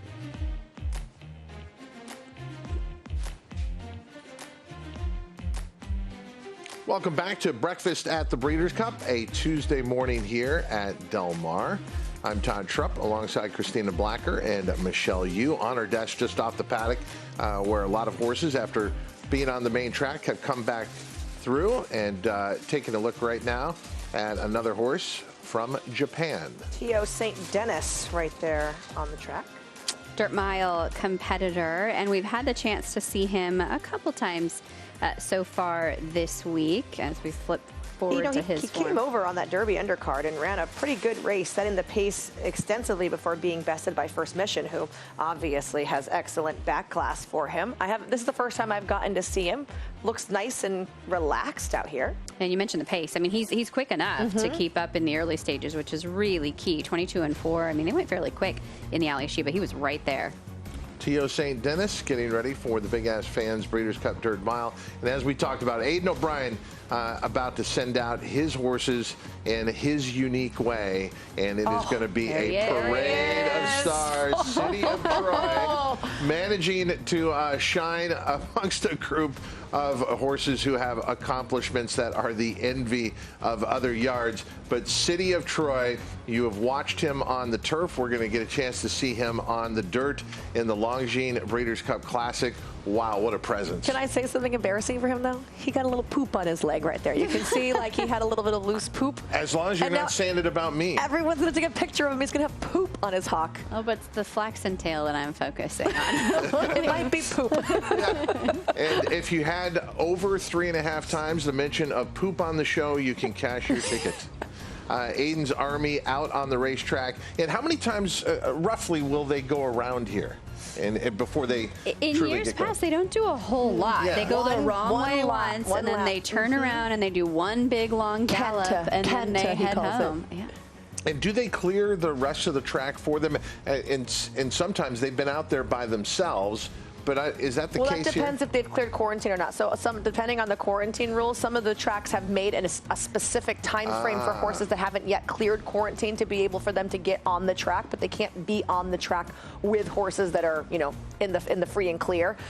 So if they have cleared quarantine, then they might be out with Gen Pop. But if not, they have to be alone. Because the deadline was October 27th at 10 p.m. So there were a few nights ago that all of the international horses had to be here, and this day, the 29th, was our first expected day to see them. So we've reached the point of no return for our rivals. If you're coming internationally, you had to have been here. So pretty sure everybody is out on the track that wants to be at this time. It's 8:15. We're an hour past the renovation break, so it should be a somewhat quiet time period out there. We've already seen the horses go out for breezes that we're going to, but this is always that magical moment of the Breeders' Cup where the global feel of the entire event really sets in. So this is what I love too, is Aiden puts these horses in an order that he feels like they need to be. So if you have a little bit more of a forward mind, you're in the front. If you're a bit more of a follower, he puts them behind, right?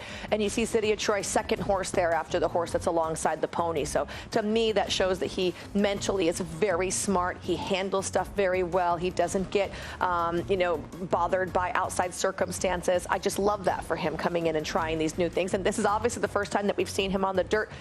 Some horses can't stand up on dirt, okay? This horse is getting over the dirt fine at this jog. I can't wait to see him gallop, but as of now, I'd say he doesn't look uncomfortable on it. So a lot has been made of the fact that Coolmore has won just about every race around the world, but when it comes to the Breeders' Cup, which they have supported as strongly as anyone with numbers and quality horses coming over here, they've tried to win the Classic and they have not. It is really remarkable if you step back and think about it.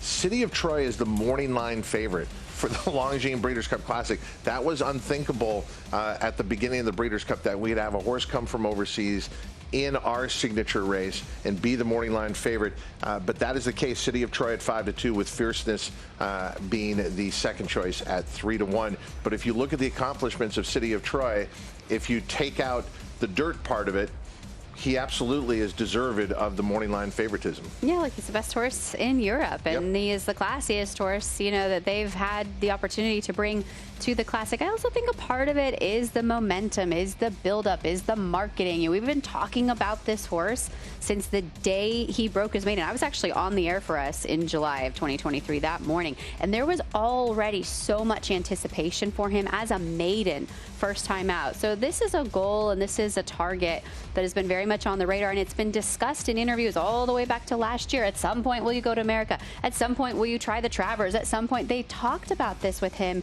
because of his pedigree, being a son of Justify. And so a big part of that is just the anticipation of this athlete trying something new, and can he conquer the world for Coolmore? That is a great logo there. Speaking of conquering the world. Is that in the merchandise tent? I know. I was going to say, it would sell out. I went to see Fight On. Yeah, senior producer Chris Lee desperately wants one of those as well. But look at everyone in the grandstand turning their attention towards this site, and there is the perspective that really gives you an idea of how special and how unique this is. Aiden O'Brien and his clients back to support the Breeders' Cup. And, you talk about Aiden O'Brien and all his accomplishments overseas. I think about what he does for the Breeders' Cup. We have all this focus now. It's almost like the shiny object. Yeah, there's 19 Japanese horses, but Aiden O'Brien has been here for decades, and it's meant a lot to this event.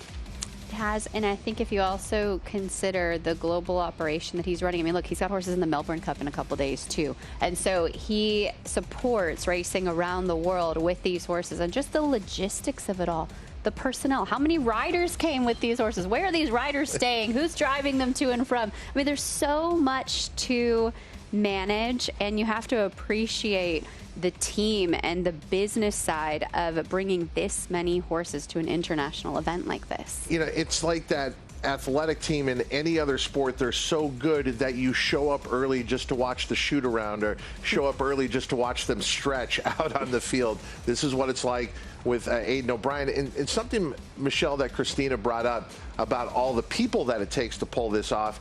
Team O'Brien, what about the perspective? We talk about these exercise riders. Is this truly, I wonder how many applications they get to be part of, you know what I mean? Like, if you get to be one of these exercise riders, it's got to be almost a career-defining moment, right? You would think so, right? To get to, because the horse flesh you're going to be getting on is the best in the literal world. So you have to be someone that's obviously a good hand. What I love that Aiden always does too is you don't see, all of his riders are not teeny tiny, right? Mm-hmm. There's some riders that are taller. You see the rider on 860 right there is a little bit on the heavier side. Like, I feel like here we're a lot more focused on you have to be small to ride, and I think Aiden's bringing some good-sized person and still be able to ride these. Nice to see Dad let Donica's horse into the line as well. Yeah. That was Fortuna at the end, so she gets to benefit from the team experience. Not that she needs any help. She's already gone all over the world with success. I love her. She's like one of the horses I'm looking at. Everyone loves to see City of Troy. I can't wait to see what she's going to do here. I'm at such a Goldacova stand to have another filly that could be really tremendous coming coming in. She has such great momentum, and she has connections that we're happy to root for over here. I've just been so impressed with how she's been running over seas, and I'm really excited to see her. She's kept the absolute top class competition overseas as well. A winner of the Group 1 Matron, a winner of the Falmouth, a winner of the Coronation Cup at Ascot. She was second in the 1,000 guineas and second in the Breeders' Cup Juvenile Filly Turf last year by just a half length. Aiden's Army out on the track here at Del Mar while others continue their preparations, and you can see communication going on there at the front of the line. Talking to the back of the line? Yeah, that's what we're up here about a quarter mile ahead, and the numbers are impressive, but it's also what we talked about, and Rochelle alluded to, the quality is just off the charts. Okay, we'll check in with Aiden's Army, but right now we have another Japanese entrant out on the track getting ready for their championship moment. Theo St. Denis again. We had a chance to have a quick look at him a few seconds ago. He is expected to work today, as many of the Japanese horses have. He's been to the States before, as we mentioned. He was second to First Mission in the Ali Shiba. A little bit of a prep race there in August over in Japan, and now he enters the race fresh. Yeah, it looks good right here. You mentioned fresh. He looks fresh. You can see the rider has a pretty good hold, and his mouth is open. So that's a horse that wants to do more than his rider's letting him do. He's trying to keep his stride a little bit more abbreviated, but still at a very quick cadence right now. Ears up, looking forward. It looks like he has a hood on as well, so that will just muffle a little bit of the sounds and, all of the atmospherics going on around him. He might have some cotton in his ears underneath that hood. And again, just another measure that we use to try and keep horses calm and as calm as possible. He's going to come around the turn here, and he's still in a pretty good hold. You can see that sort of L shape in the rider's elbows. He's got contact with his mouth. He's not having to pull too hard. He's not having to really throttle him down, but they're very much in sync right now with what he wants to do. Now here, we're going to ask him for a little bit more. There's some acceleration right as we come into the turn from this horse. Beautiful lead change there. I mean, you could almost not even see it. And now he's really going to ask this horse. You see him throw his lines a couple of times at him, and now he's working on his neck. And this horse is giving you huge acceleration. We're a little close to see how fast he's going, but that was a very, very quick acceleration from him. There was no, I need 3 or 4 strides to get going. He said go, and TKO Dennis said, okay. It was the end of an era last year, Cody's Wish. It also turned out to be the moment of the year at the Eclipse Awards. What a race it was in the Big Ass Fans Breeders' Cup Dirt Mile. But now we don't have a dominant horse looming over this division. To me, this race looks to be wide open, so why not a horse like Theo St. Denis? Yeah, I think it's one of the more intriguing races on the day, and I think it's also worth mentioning that Breeders' Cup is hosting the Dorman family at the Breeders' Cup this year. They will be here. Remember, in addition to the anniversary of Cody's Wish winning for the second time, it's also the anniversary of their son's passing. So I'm thrilled to say that as a racing community, we're embracing them. They are part of our family, and we're there for them, and we hope that they can have an enjoyable few days. Yeah, here. that'll be the concluding championship race on Saturday. Michelle, we're looking at City of Troy. It's a cool morning, getting lathered on the neck there. Any concern with what you're seeing here? Well, it's hard for us to say because I don't watch him train. Is this him normally? Then no concern. Yeah, I've been on the air for plenty of his races as Jess Stafford has worked with us, overseas. He does this. He gets hot. He gets warm. He does this in the morning. He even did so in some film that I saw on social media from last week at home.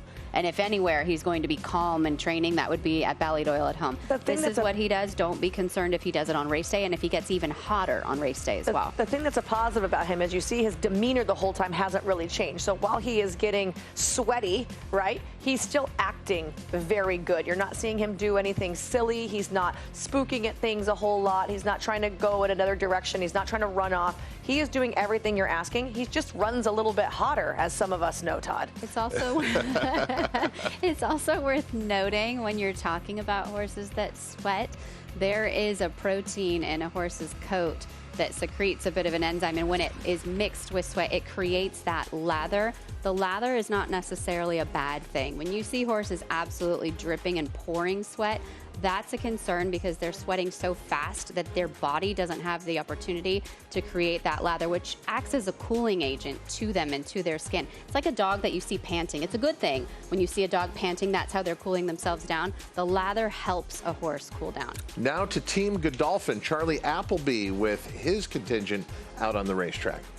They look nice. They're all matching in blue. Just we have the Aiden team in maroon, and we've got Charlie Appleby's group here all in blue. I mean, I'm a big fan of Charlie Appleby. He does so good in the Breeders' Cup. It's really hard to look beyond a lot of his horses. So this is going to be a contingent of horses that's going to be garnering a lot of wagering attention.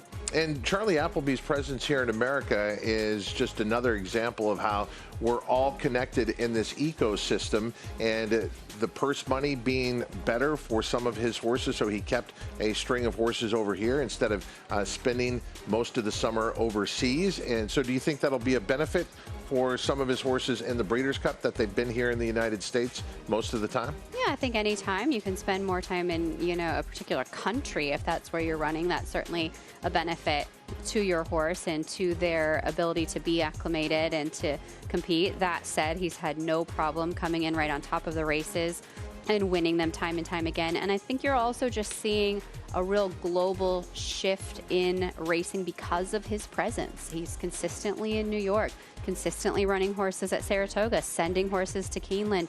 And that's changing the way that we as Americans have to prepare our horses and the type and caliber of horses we have to bring to these grade ones now. If he's bringing the best that he has, not his second or third string over, we need to run and we need to step it up with our horses too. And Michelle, it's a remarkable streak when you look at the mile.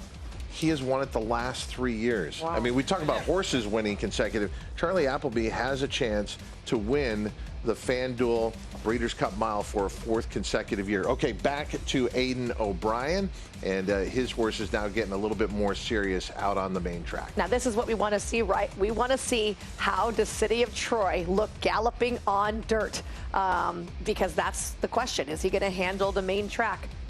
Oh yeah, he likes it. So why do you say that? To someone who doesn't know how to watch a horse's stride and see the difference of a horse that maybe prefers the turf over the dirt, what are you seeing here from City of Troy that says, oh yeah, he likes the dirt? So I'm not going to say he doesn't prefer the turf over the dirt, but you can see he's getting over it fine. There are some horses that they just look awkward. Like if you think about you going and running on the beach, and I videoed that. That's very awkward. Okay, yeah. But then if you ran across like the middle of the Del Mar paddock, how would you look, right? Okay. Your body would just be more fluid. You have a little bit more of a grip and a hold to be able to push off of. So that is a really big indicator. When you watch some turf horses on the main track, they just can't even get out of their own way half the time.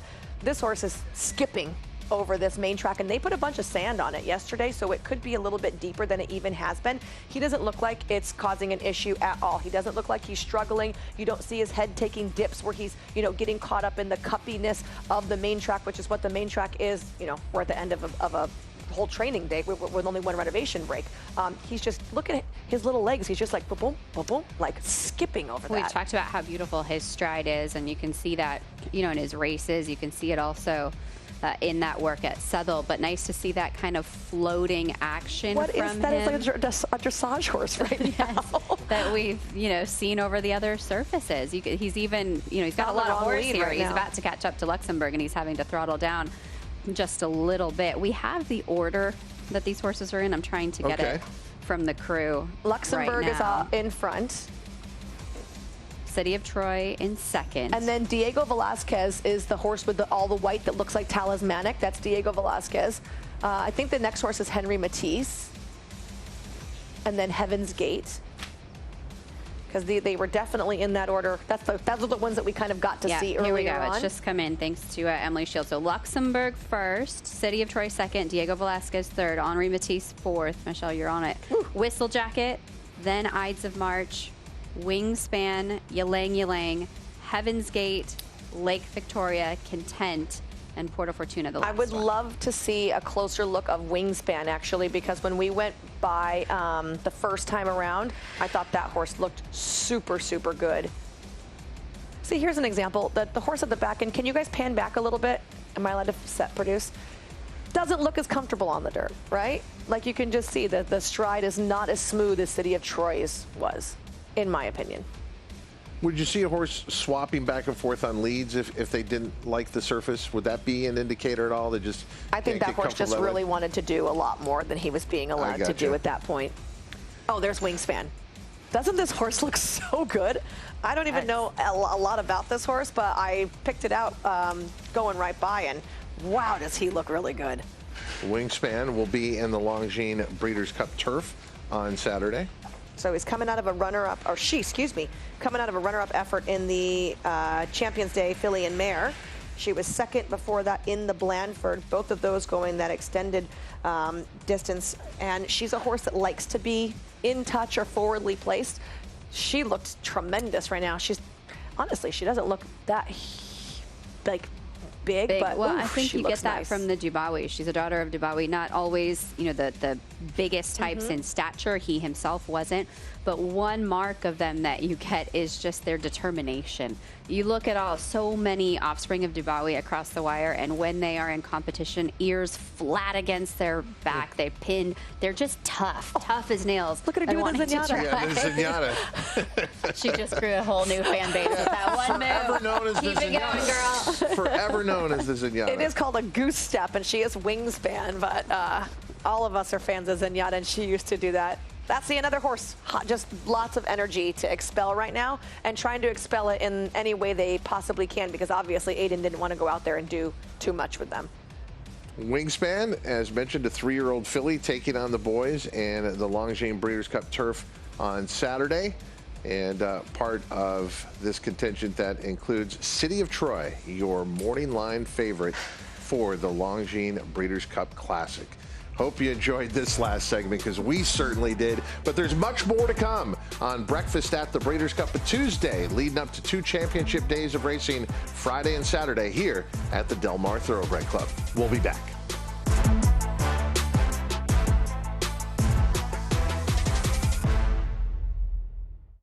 There has never been a better time to download the FanDuel Racing app. What are you waiting for?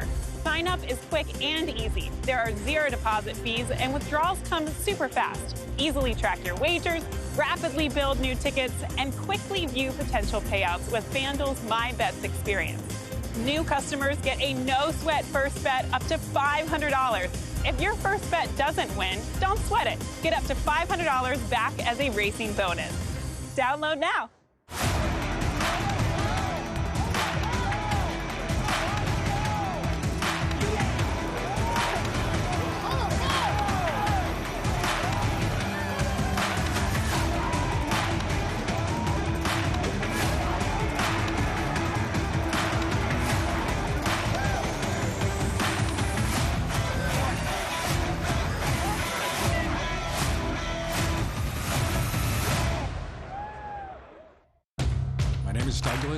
I'm a writer, director, and I'm still working. In the kind of work that I do, you are surrounded by people who are all younger than you. I had to get help somewhere along the line to stay competitive. I discovered Prevagen. I started taking it, and after a period of time, my memory improved. It was a game changer for me. Prevagen, at stores everywhere without a prescription. Looking for bloodstock that shapes the world? You can find it here. Foundation mares that will shape the breed. Weanlings with prime potential. Your next moment in the winner's circle. It's all waiting for you here at the world's marketplace.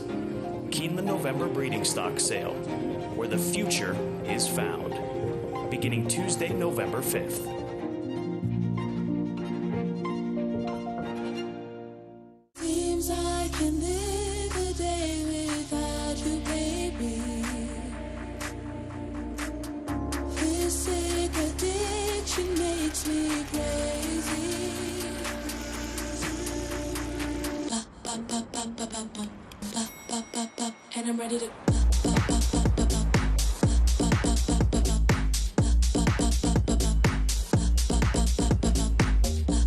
Elegance is an attitude. So if you're happy and you know it, throw your hands up and show it. If you're happy and you know it, clap your hands. And if you love the life you're living, go ahead and dive right in and shake it Show me what you got. If you're happy and you know it, clap your hands. Find your happiness in San Diego.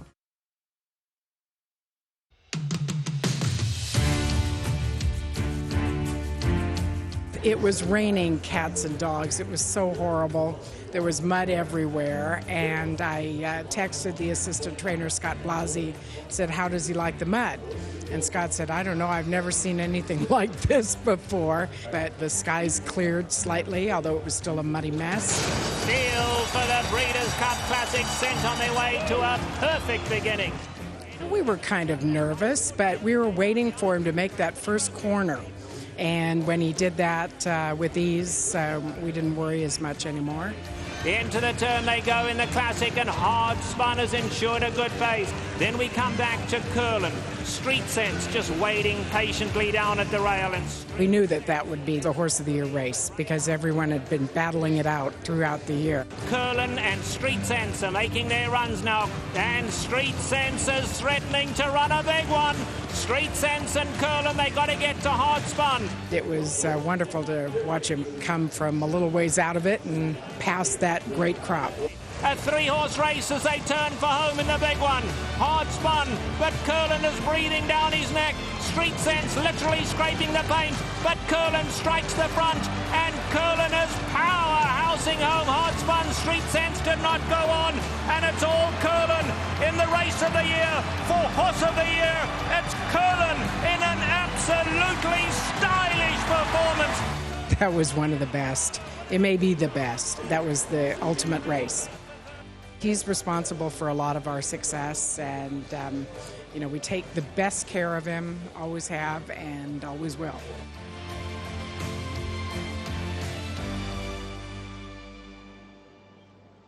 Well, alongside me is a man with quite an incredible record at the Breeders' Cup, Charlie Appleby. It's got better and better every year, Charlie. You've picked out a strong team once again. We're going to go through them, if that's okay. But before that, you just watched all the Aiden O'Brien horses come past here.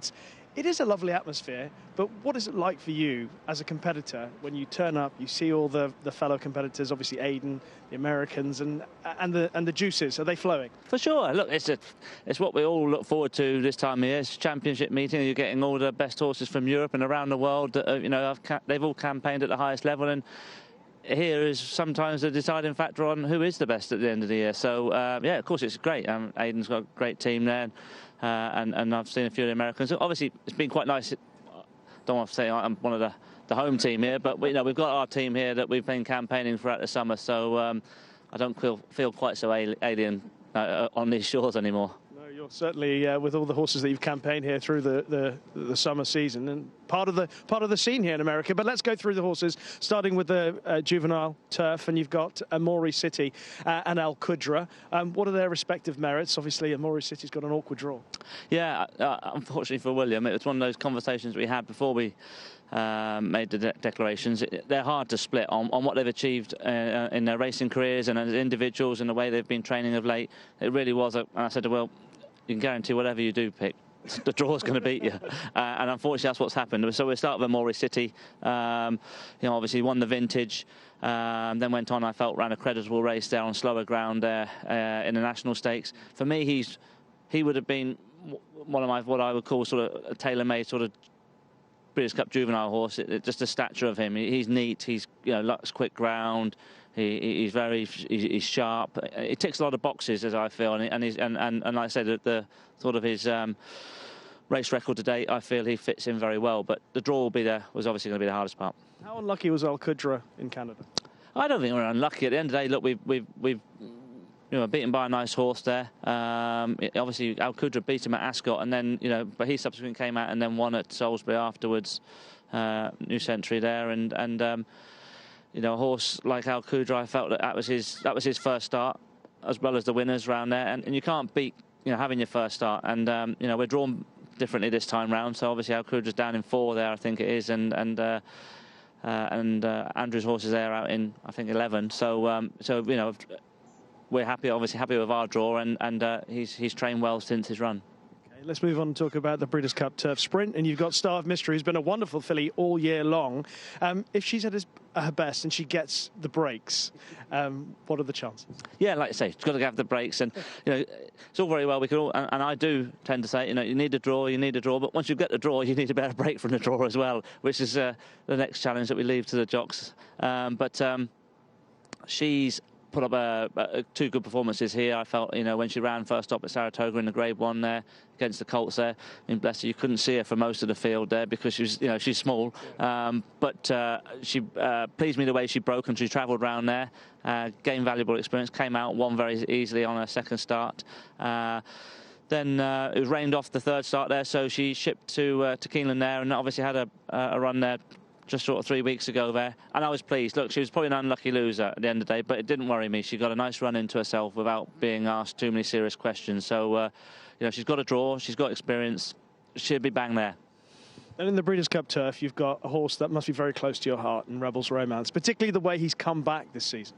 Yeah, for sure. I mean, I don't need to say anything about Rebels Romance. Everybody knows about him now. He's travelled all around the world, and he's always runs with his heart on his sleeve there. And he's travelled over great. I was delighted with the run there in Germany, and we had sort of given him a nice break there after Ascot, because that was a grueling race there, and I felt he left there with credit. Although being finishing third and being beaten, but when you've got Blue Stocking and Goliath in front of you, it's not too bad. And that run that day, they went hard, and he's the only one that sort of maintained that gallop. The winner and the second came off the pace, and Julie went and ran the way they did. So.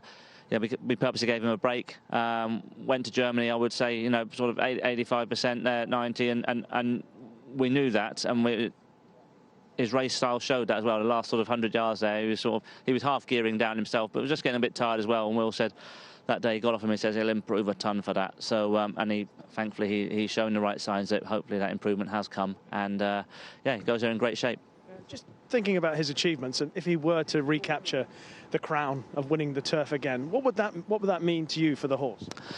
Look, he was muted there the other day. I think someone wrote a piece there about some of the horses that Godolphin have had down through the years, and some great horses we all know. But he's built his own sort of fan club and his stature himself. And if he can go and do it again, it'll be a fantastic for the horse first and foremost, but the whole team. To have these horses for as long as he's a 6-year-old there now, and for them to stay around and do it on the top table like he does, that's some achievement. The filly and mare turf, you've got two runners in there, Beautiful Love and Cinderella's Dream. Cinderella's Dream obviously produced one of the most extraordinary performances of the season at Meydan, and Will Buick lost his irons early on in the race. What about the trip for her? Now, Will didn't lose his irons. He popped his feet out the irons. He just thought he'd just give the others a bit of a chance there. But no, that was obviously it was one of those strange races to watch. But thankfully, got the job done. She then shipped over here. She won the Belmont Belmont Oaks there, breaking a track record that day. Came out and won with ease there at Saratoga Oaks there. We'd obviously intended to go to Woodbine. I just don't know whether the horses were quite 100% down there, to be honest. In a post-race, it was a long ship for them all, and she just got a touch of colic there when she was there. So, needless to say, she didn't run. And she went back to Keeneland there and has trained well. We toyed with whether to run her in the Queen Elizabeth there, but I just felt that I didn't want her to have a hard race coming into a championship race like this. She's a filly we know runs well fresh, so her preparation's gone well. The team have been up there, and I've been having the video sent to us, seen her just have a canter there this morning. She looks great and ready to go. And Beautiful Love run a couple of times at Belmont at the Big A. Yeah, I mean, Beautiful Love, she would have seen herself following Cinder's round in Dubai there and running creditably there. She's come over to America. She won the Grade 3 there at the Big A, as you say, and then again probably this market's been a bit unlucky on her second start there. But one thing she'll do, she'll see the trip out well. She's got experience over here, so she doesn't look out of place in a lineup and deserves to be there. And then Notable Speech, who I think runs in one of the races of the whole meeting, up against Porta Fortuna, Ramatuelle, and some interesting Americans, the likes of Carl Spackler, etc. How do you see his chances in terms of how you want the race to pan out for him, where he is in the draw? How hard do you want them to go in this race? It's one of those races. If they go hard, they're going to come back, and if they just do the whatever fractions they decide to do, and they want to turn it into a sprint, well, I think that sort of plays into his strength as well. So from it, he's one of those sort of comfortable horses, regardless of race, you know, the pace of the race. You'd be happy. Will knows him well enough where he's going to be sat. If he's sat a bit further back than and sat in mid-div there, well, you probably think they're going hard enough. And from that drawn 6 there, you're happy with that. I didn't want to be any wider with him, ideally, around here. Hopefully that will give Will all the options that he needs there. Like I say, if the pace is on, he can just drop there and ride a race. And if it's if it's a pace that he feels, well, we need to be sat on the heels of him, hopefully from that draw that will allow him to be able to do that. But hey, look, he's an exciting horse. Look, it's our probably highest profile horse, 3-year-old that we've ever brought over here. A 2,000 guineas winner and a Sussex winner. So, but like I say, there's plenty of strength and depth in it this year. So it's be a great race to watch. I think you said last week or so that how he travels is going to be key to his chances and how he settles in. What are the early signs? I have to say, I've been delighted. Yeah, I mean, obviously we had that little. Sort of prep going to Longchamp was our first little test with him, and that was one thing that we walked away there pleased with. 2 really, but first we know he doesn't go on soft ground, but more importantly, like I say, on that trip itself, that he travelled well, and yeah, he's travelled very well and settled in well. And as soon as you put a saddle on his back, he's probably one of the most professional horses you'll see go around there. So no, all the signs are good so far. We always reach for that last question with, who's your best chance? Who's the horse that you want to win the most of your team? That's a hard one in respects to, you've got a Rebels Romance there, as you said. He's done so much for us. Of course you want it. Yeah, of course, exactly. You'd love to see him do it. But then you'll go back to, then you've got a notable speech there, a classic winner and as I say, a Sussex winner there that you want him to turn up and get the job done over here. And also, just from our own point of view, we've looking through the stats, I don't think anyone's won 4 on the bounce, so all these races. So we'll have a go at it, as they say. Dubawi, William Buick, Charlie Appleby, it's all the signs are right for notable speech in the mile. Last thing, Charlie, sorry to put you on the spot, but what do you think about City of Troy on the dirt? Look, Classic? Well, asking me about dirt races, probably not. I'm the wrong person to ask, but statistically, I don't do very well on it. But he's got the master looking after him. I just saw him walk past. Obviously, he looks great. Someone asked me, what do I think? I said, you're better off talking to the man who trains him. But I wish them all the best of luck, and it's going to be an intriguing race to watch. And full credit to Aiden and all the team there involved in bringing a horse like him over to have a cut at it. As always, thank you so much for your time. Best of luck with your runners over the 2 days. Brilliant. Thanks, Richie. All right, mate. Thank you. Pleasure. If only there were some device where you could record Charlie Appleby's comments instead of write them on pen and paper. That was impressive, whoever's doing the shorthand there. And then I love the fact that Matt Chapman had to wait in the background while we got 7 minutes with Charlie Appleby. Yeehaw. But he is very thorough and he's very upfront. I love the fact that he flat out admitted that he wants to accomplish 4 wins in a row in the FanDuel Mile. He knows what that means. It's unprecedented. Every time he's entered the race, he's won it. Incredible. I mean, that's just remarkable in and of itself. Good luck to him. He's coming again with a full brigade of horses that you can make cases for all of them in his races. And that's technically what we see from him, right? I mean, it's on trend for what Charlie Appleby brings to this country, to every country that he kind of invades, right? He brings these strings of A-class horses. He's not bringing B-class horses. He's bringing the best of the best. And I loved watching back that race of notable speech. He looked so good there. He's going to be a force. For someone who's so busy with so many Breeders' Cup horses, too, that was a very generous offering of his time to give thoughtful answers to every single question. I mean, just really top man for giving us that much of his time. It also says something about Rishi Prasad. People say more to Rishi, and they take time out for Rishi more than they do other reporters. We are very fortunate. Joaquin Jaime, where are you? Made my way over to the backside once again. I'm joined by trainer Kevin Attard. He has 2 horses in the Breeders' Cup Fillies Turf this year. We'll start with the full count Felicia, who's rattled off back-to-back stakes wins for you. You haven't had this horse very long. She's had a couple different trainers. First, what have you learned about her now that she's been in your care a little bit? She's obviously a very good horse. She's, I think, was kind of a little bit discounted early in her first couple starts, and she followed her win in the EP Taylor with a strong performance. So, glad to have her in the barn, and she's training super coming into this race. The horse that just walked right by us is your plate winner. That is Moira, 3rd consecutive appearance in the Breeders' Cup and is in the Breeders' Cup Fillies Turf. What does your gut tell you about the 1 3/8 distance for Moira? I like the distance. I've always wanted to kind of stretch her out a little further. She's won going a mile and a quarter, won the Queen's Plate, won that pretty convincingly that day. So I think the added furlong is not going to be an issue.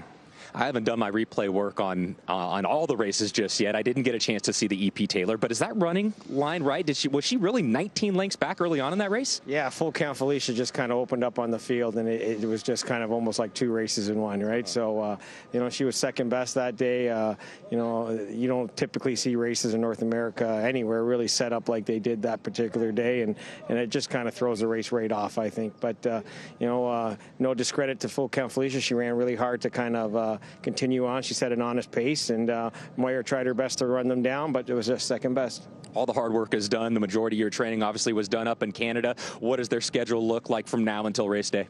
Yeah, just routine gallops heading in now. Like you said, all their works have been done at Woodbine, and happy with them both. They've worked really well heading into this race, and we're looking forward to good performances from them. Appreciate the time, Kevin. Good luck in the Filly Mare Turf this year. Appreciate it. Thank you.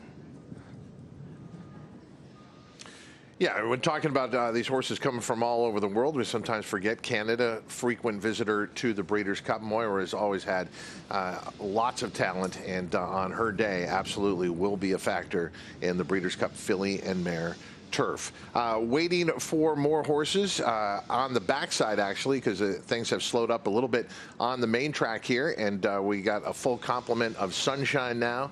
And yesterday, the post positions drawn for all 14 races, so everyone knows what they're up against. But out on the track right now, taking a look at one of the horses in the FanDuel Mile. Ramatuelle is who that is right there. And we were earlier talking about Porta Fortuna, and Ramatuelle has knocked heads with Porta Fortuna, but she was a really nice winner of the Prix de la Forêt last time out off of the break over at Longchamp, and the going was a little bit less firm than what you're going to get here today or this weekend. How about that? But overall, her form is pretty good. If she moves up a touch, right? She is just as good as Porta Fortuna, and could be a serious horse. I know a couple of good handicappers have been looking at her as like the alternative to Porta Fortuna.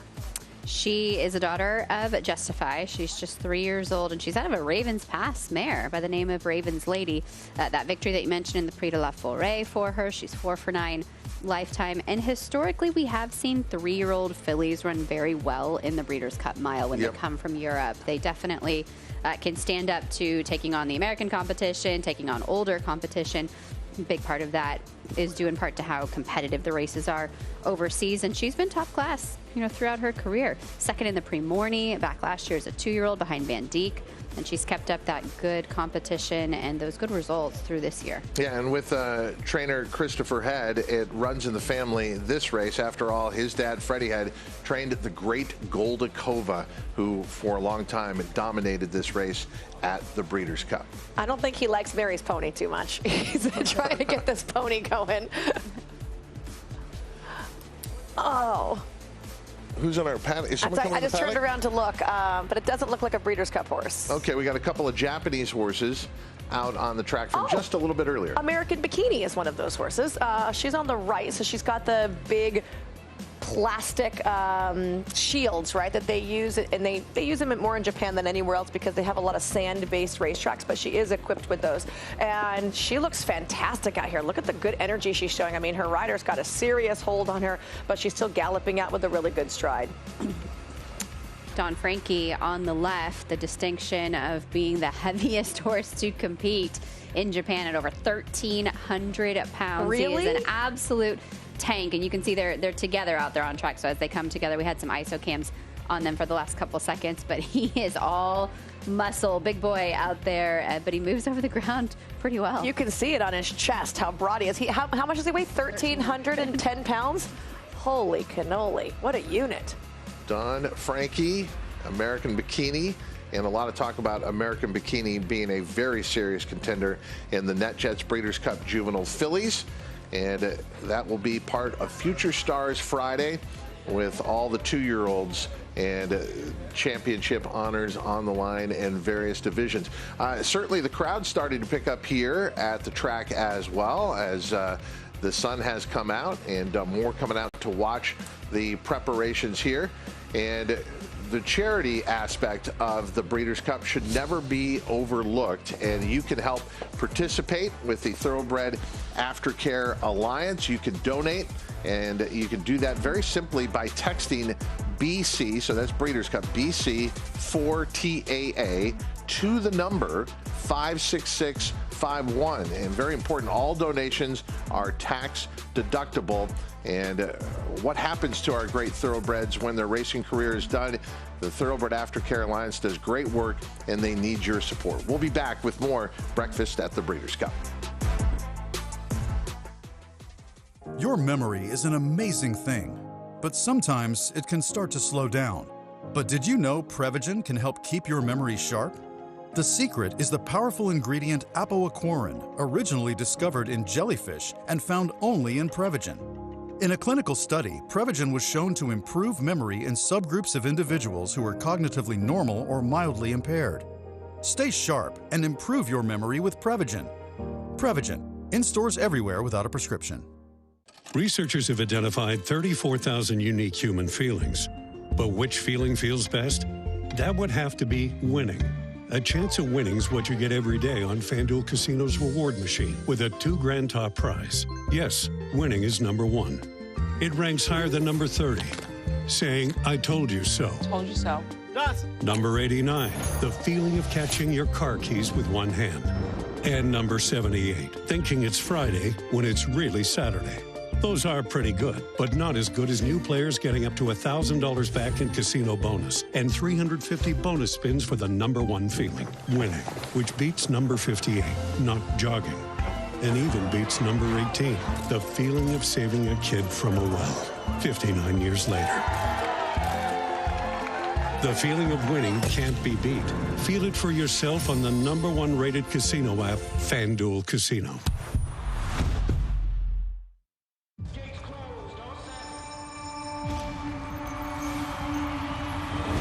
At Calumet Farm, we're proud to offer proven stallions to fit every breeder's needs. With over 72 million in progeny winnings on dirt and turf, our diverse roster is producing the champions of today and tomorrow. Calumet Farm, a legacy reborn. Welcome to Breakfast at the Breeders' Cup.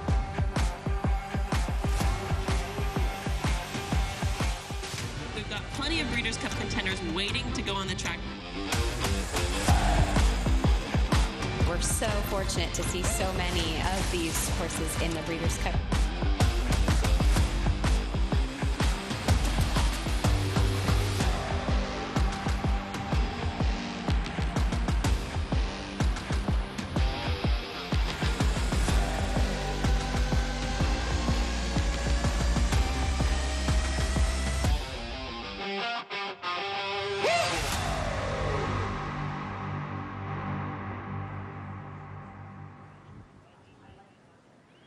One of the morning line favorites going into the Breeders' Cup, Juvenile, Jonathan's Way. His trainer, Phil Bauer, standing by. Jonathan's Way hit the track for the first time this morning. What'd you think, Phil?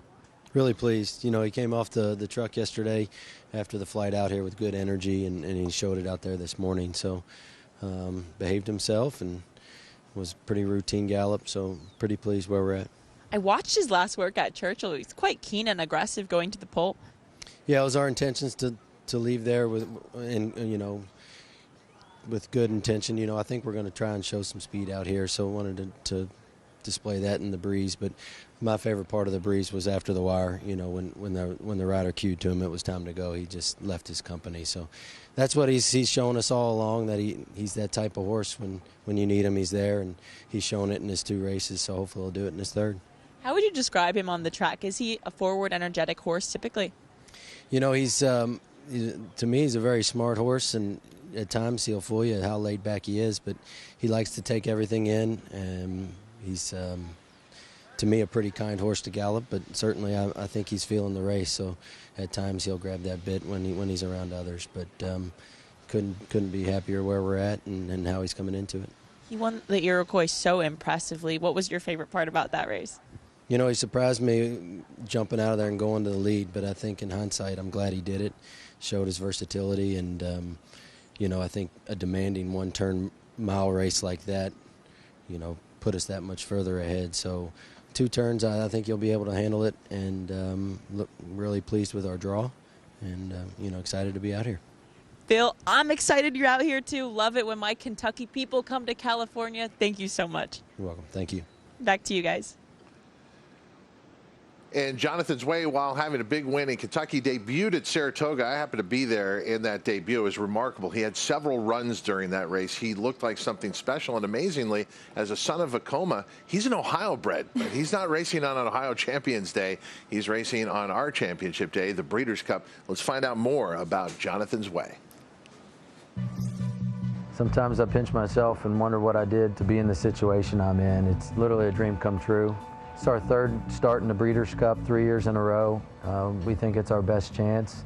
He had that type of ability in our opinion, and he acts like one that are hard to come by. We kind of felt very highly of him, and it was the first time that we felt like we had a colt that could take us to the promised land. Richard and Tammy, they gave me just the greatest opportunity and chance, a private training position, and stuck with me and believed in me from day one. They changed people's lives, and they offered Ashley, my wife, and I literally a trip of a lifetime. Go on a scuba diving adventure with them in the Great Barrier Reef off the Lizard Island coast in Australia. Good evening. A group of tourists is lucky to be alive tonight after a joy flight turned to a nightmare over the Great Barrier Reef. We had a great vacation. We were heading home to the mainland to fly back to the United States when the plane encountered some engine trouble. Luckily, we were, you know, only in the air 5 or so minutes, so the pilot was able to turn around and approach the runway to land. We were just coming in too fast. You could see the white strips at the end of the runway when we were going over top of it, and you knew that we were going to crash. They yelled out to hold on and brace for impact. We plowed through some sand and then caught some traction with the nose and began to flip. I remember more of the sounds. Pretty sure I had my eyes closed. You know, you think definitely that you're not ready to go. You think about your kids and your family.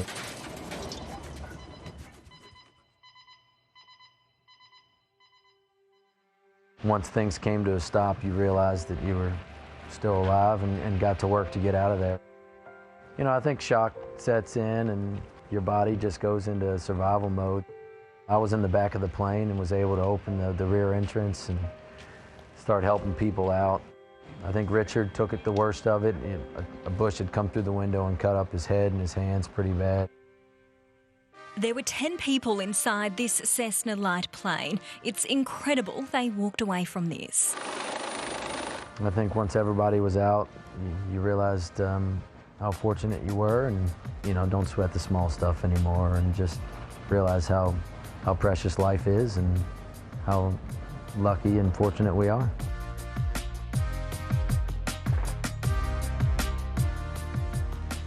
Remarkable story about the connections of Jonathan's Way. Just being here, obviously, is a victory, and then to put it over the top with a win on Breeders' Cup Day would be remarkable. But, yeah, that would change anyone's perspective. Yeah, that's the first time I've seen that story. It's emotional. It's hard to watch. And thanks to Phil Bauer for being willing to talk about it, because I'm sure even bringing it up is difficult as a parent. You know, you have things like that going through your mind. It's terrifying. Oof, the footage right there. Yeah. I've actually spoken with them on my podcast, but to see the footage.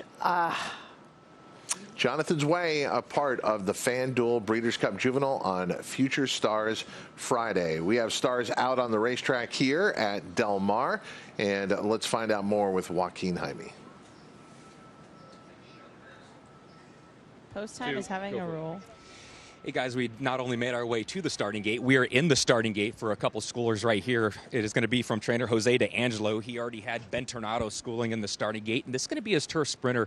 This is Howard Wolowitz, who's going to have a schooling session right now. He's coming off a Grade 1 victory over at Kentucky Downs. You can see Jose D'Angelo there in the blue jacket, just behind the horse right now, talking to head starter Jay Slender there in that teal cap, just giving some instructions, I'm assuming. I'm going to jump down right now, see if I can go ahead and have a conversation with Jose over here. Jose, you got a sec? All right, so Ben Tornado already schooled. Howard Wolowitz schooling right now. What is the process here, and what do you want to see from this horse? you know, both horses are sprinter and they are sprinter races. I think it's very important, you know, like when you run short distance, you need to breaks good. You know, if you have to be like the gate part of normally to them to have them come and have the best break as they can. So one horse has started 4 times for you, another horse has started 8 times. You do this every single time they run, before every single time they run? Every single time I did with them. Also, with Ben Tornado, we have to work more because when he breaks in Saudi, was without help. Right. So we have to teach them to stay by themselves and break by themselves. So what did they pass the test for you? Are you happy with how both your horses gate schooled? I'm very happy. Probably bring them one more time, and I'm very sure we're going to be ready for Saturday. All right, thanks, Jose. Appreciate the time. Good luck this year. Thank you. Let's turn our attention to the John Deere Breeders' Cup Juvenile Fillies Turf, part of Future Stars Friday. And in here, Anshada coming over after having raced at Doncaster last time out. Yeah, kind of a tinier filly. She is just 2 years old, and the rider also pretty tall out there. Taking a look at her in this gallop, she does have the hood on, carrying her head a little bit high. You can see him leaning a little bit on that inside rein just to try and keep her down towards the rail, you know, keeping a straight path. Looks a little bit green, but again, she's young. These are new surroundings for her. I think she's going to move up a lot over fast ground. She's very tenacious, even in defeat. I like a few of her races, most notably that Group 3 event in the Fillies where Billy Loughnane was aboard. Opens up her stride a little bit here, but yeah, not a whole lot to her, but she's... So it's worth noting that she hasn't run around the left-hand turn that I can see, and she was on her wrong lead, which is one of the reasons why he was pulling her down, because she was on that right lead on the turn. And then when she came off the turn and she came down the lane, which is normally when you're on your right lead, she swapped with good timing, but back to her left lead. And so it's just kind of putting her, like Christina had mentioned earlier, off balance. And you can see right here, he's kind of trying to keep her down and then gear her down at this point. But she did do all of her running there backwards. And Shadow will be representing Gary Barber and Team Valor International in the John Deere Breeders' Cup Juvenile Fillies Turf, race number 8 on the Friday card. 5 championship races on Friday and 9 championship races on Saturday. But again, they are the heart of cards overall. There will be 12 races on Saturday as an example of that. So all of this action you'll be able to play through FanDuel Racing. Let's check in with Andy Biancone.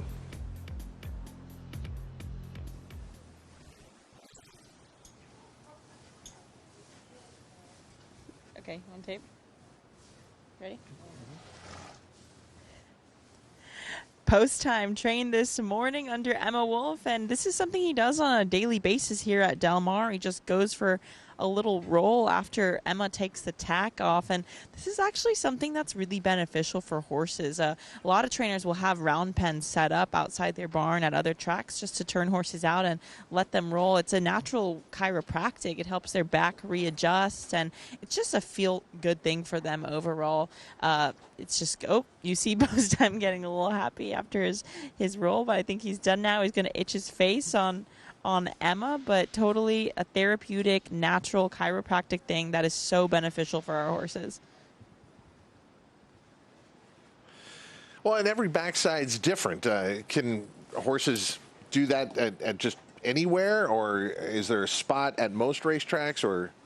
So it's kind of really based on the trainer, right? If you have the room or not to put something like that in. Andy mentioned pens. Now, we're not allowed to have pens in Southern California. Okay. So the year, if you remember, Arcangelo did get a pen put up, but he got it specially put up. They had to like completely line the bottom because our sand is very close to the water tables where Santa Anita is located. So because of that, they don't want any like seepage into our aqua filters or whatever. So part of that is the reason why. But we are allowed to have sand pits. So down at Del Mar, they're really great. As soon as you move in, they'll bring you sand. We always have a sand pit that we share with a couple of the barns around us. At Santa Anita, we have a sand pit as well, but it's not the same as like when you're in Keeneland and you get those pens that you can turn them loose in the sand. You're always attached to a person out here. You could see at that place where he was rolling the lighter sand, that's been brought in and added on top so that there is some sort of fluffier, it nice didn't sand even to look roll like in. it was a huge pile there. It was almost like what they brought for the walking ring. This is what they do, Todd. So because they use this for other things, right? When you come out, it's just like, it's just dirt, okay? So you're like, bring in the sand for my walking ring, which is where everyone walks because you want sand there.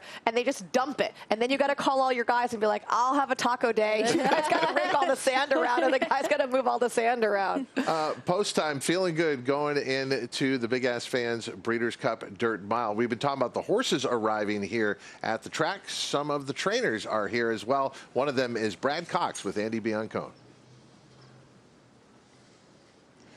Yes, Todd, the human stars have started to pour in, but Brad Cox, no stranger to the Breeders' Cup.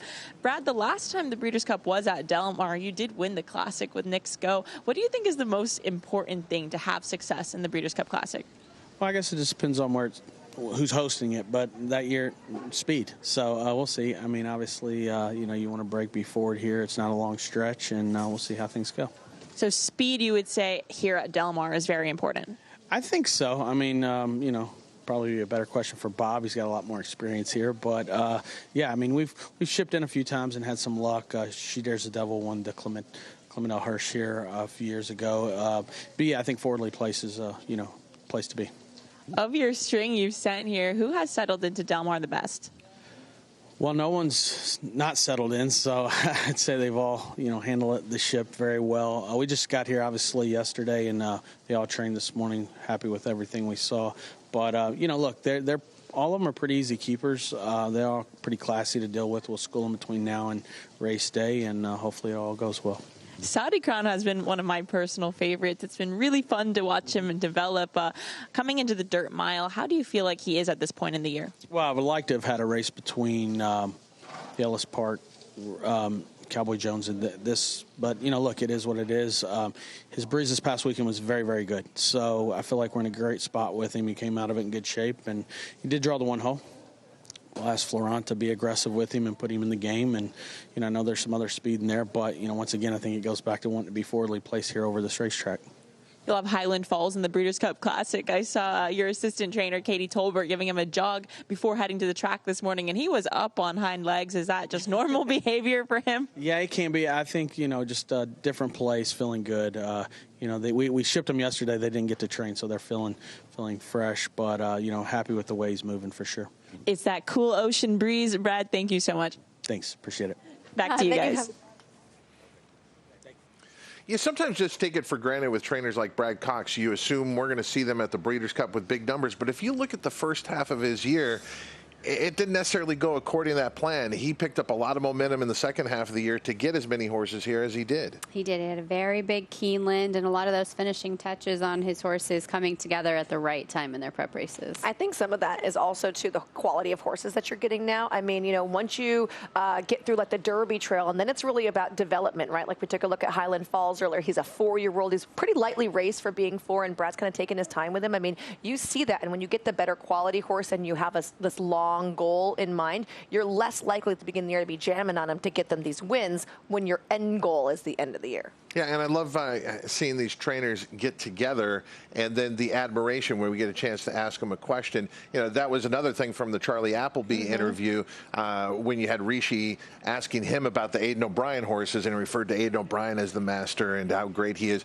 I love to listen to trainers talk about other trainers and riders talk about other riders, and you can only do that here at the Breeders' Cup. You get them all together. I think the mark of any really good trainer is a trainer that is willing to keep learning and willing to keep, letting horses teach you something every single day. And when you have the opportunity to see this many good horses and this many good horsemen, they're all going to absorb something from this week and maybe take that forward for them. Like we were talking earlier about how they are adapting by changing up, bringing in a U.S. rider or being more, forwardly placed in a race because that's the way the track plays. I mean, the European trainers especially have really come over here and adapted. I feel like when we go out to Europe, we just kind of stick with what our horses do instead of trying to change a lot of things. And over here, they're really trying to adapt when they come here to give their horses a good chance. Let's stay with the Brad Cox barn and talk about Highland Falls, winner of the Jockey Club Gold Cup last time out. And the key to success is someone who's with this horse every day.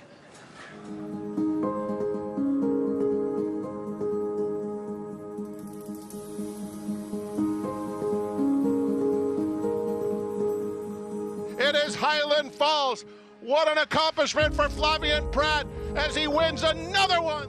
Yo vi por la televisión la carrera y sí, muy emocionante cuando él ganó. Es muy divertido trabajar con él porque es un caballo muy noble y no da qué hacer. Es muy divertido trabajar con él. Eso es muy emocionante y pues ahí seguimos día con día trabajando duro con él para que él esté bien para su carrera. Me siento bien feliz y contento todas las mañanas desde que empiezo a trabajar con ellos. Yo me siento bien a gusto trabajando, haciendo lo que hago, pues me gusta mucho. Tenía recuerdo como 8 años y empezamos a amasar los caballos, a galopar los caballos, como dice aquí, a quebrar los caballos. Soy de Guatemala y vine a trabajar aquí, pues empecé en la Florida a trabajar en lo que es los caballos y me gusta mucho el trabajo que hago. Vine hace 20 años, vine yo en el 2004. He trabajado con diferentes trainers, con él tengo 2 años. Entonces, todas las mañanas me levanto con ganas de trabajar y gracias a Dios me ha ido bien desde que trabajo aquí en los caballos. Y le damos gracias también a Brad Cox por darnos la oportunidad también de permitirnos ser parte del equipo. Son muy buenas personas ellos y es gente muy profesional en lo que hacen. El año pasado también cuidaba el Saudi Cron, el que ganó el Pennsylvania Derby el año pasado. El caballo es muy serio, muy profesional en lo que él hace. Una rutina más que todo es ser uno responsable. Yo vengo a las 4 de la mañana y empiezo a trabajar, a limpiar todo lo que es los establos. Ya para cuando ellos van a la pista, pues ya todo limpio ya para empezar a trabajar con ellos. Me gusta todo lo que hago, lo que es estar asociado con los caballos. Me gusta mucho el trabajo y por eso es de que sigo. Our thanks to the Thoroughbred Daily News for that feature of a Breeders' Cup connection. And I love when the grooms of all the horses gather near the rail and you watch them down the stretch. Some of the best moments at the Breeders' Cup are capturing them, cheering their horses on. Yeah, watching them cheer their horses on. One of my favorite things is to go back to the barn area, any racetrack, and ask a groom who their favorite horse was. You never know who you've met that might be here with a horse this year and groomed a champion from 20 years ago, or there was a 5-claimer that was especially close to them. I mean, just the stories that you get from the grooms are really remarkable. I like it even now when they're talking about who their favorite horse is in the barn, because it does vary, but you know, they have a real pride when they have a horse in the barn that is especially good, and they just have that connection with them. I had a chance to go to Bill Mott's barn this summer with Lee Einsiedler, and Irma Scott is a constant presence there. She's been with Bill Mott for 40 years, helped raise his sons, and so Lee asked where a particular horse was, and she said, "Oh, he's over here. I love that horse." And then she stopped and she goes, "I love them all, actually." and that really describes grooms and everyone associated with every barn on the backside. We love them all, and we get to see some of the best at the Breeders' Cup. What a true treat it is. But we are going to get back out onto the racetrack in just a little moment. Joaquin is already there for us. Here, trainer Jorge Abreu, he has Scottish Lassie coming into the Breeders' Cup Juvenile Fillies, a filly that's coming off a Grade 1 victory in the Frizette Stakes. Earlier today, she went out for a gallop. What'd you see out there from her here at Del Mar? She looked like she liked the track today. She went over the track pretty smooth. She came back in good shape, so she galloped very nice.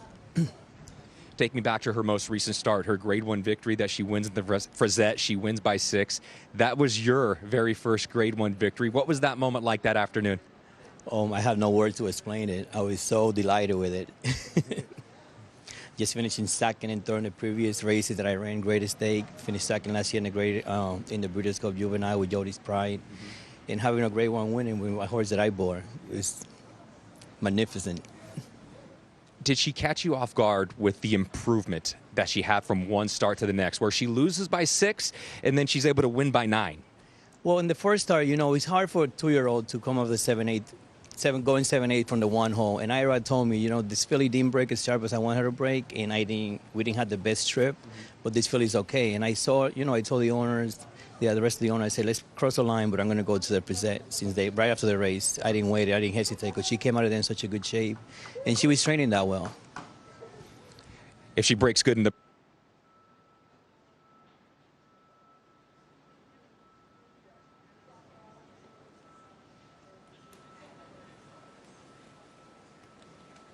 Scottish Lassie and the Frizette Stakes last time out, part of Future Stars Friday.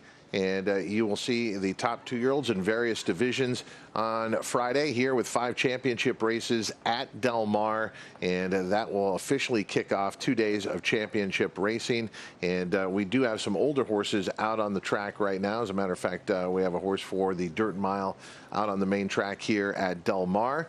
Breeze has picked up a little bit. More to come on Breakfast at the Breeders' Cup. It's Tuesday morning with the Breeders' Cup looming just a few days away. We'll be back right after this.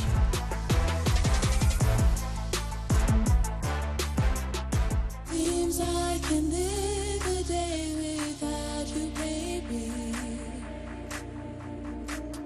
This sick addiction makes me crazy.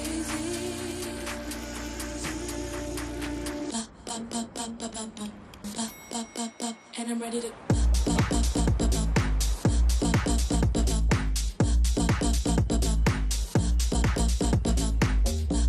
Elegance is an attitude. Any NBA play can inspire your next hunch. And with 3 months of NBA League Pass from FanDuel, you're about to get a whole lot more inspiration. So if you think they're going to rock the rim right out of the gates, hello, or you want to RSVP to the block party, there he is. Yes, sir. Or you think it's going to start raining threes. Let's go! FanDuel has more ways to bet on players so you can make your hunches happen. Right now, new customers bet $5 to get $150 in bonus bets if you win. Plus, all customers get 3 months of NBA League Pass on us. FanDuel, America's #1 sportsbook. Hey, so I found a betting system that's really working great for me. So did I. What's yours? I set up an hour-a-week time limit on FanDuel. I can also set up wager limits, so I only bet what I can afford, and betting stays fun. Right. So what's your system? What's that? Your system. What's your system?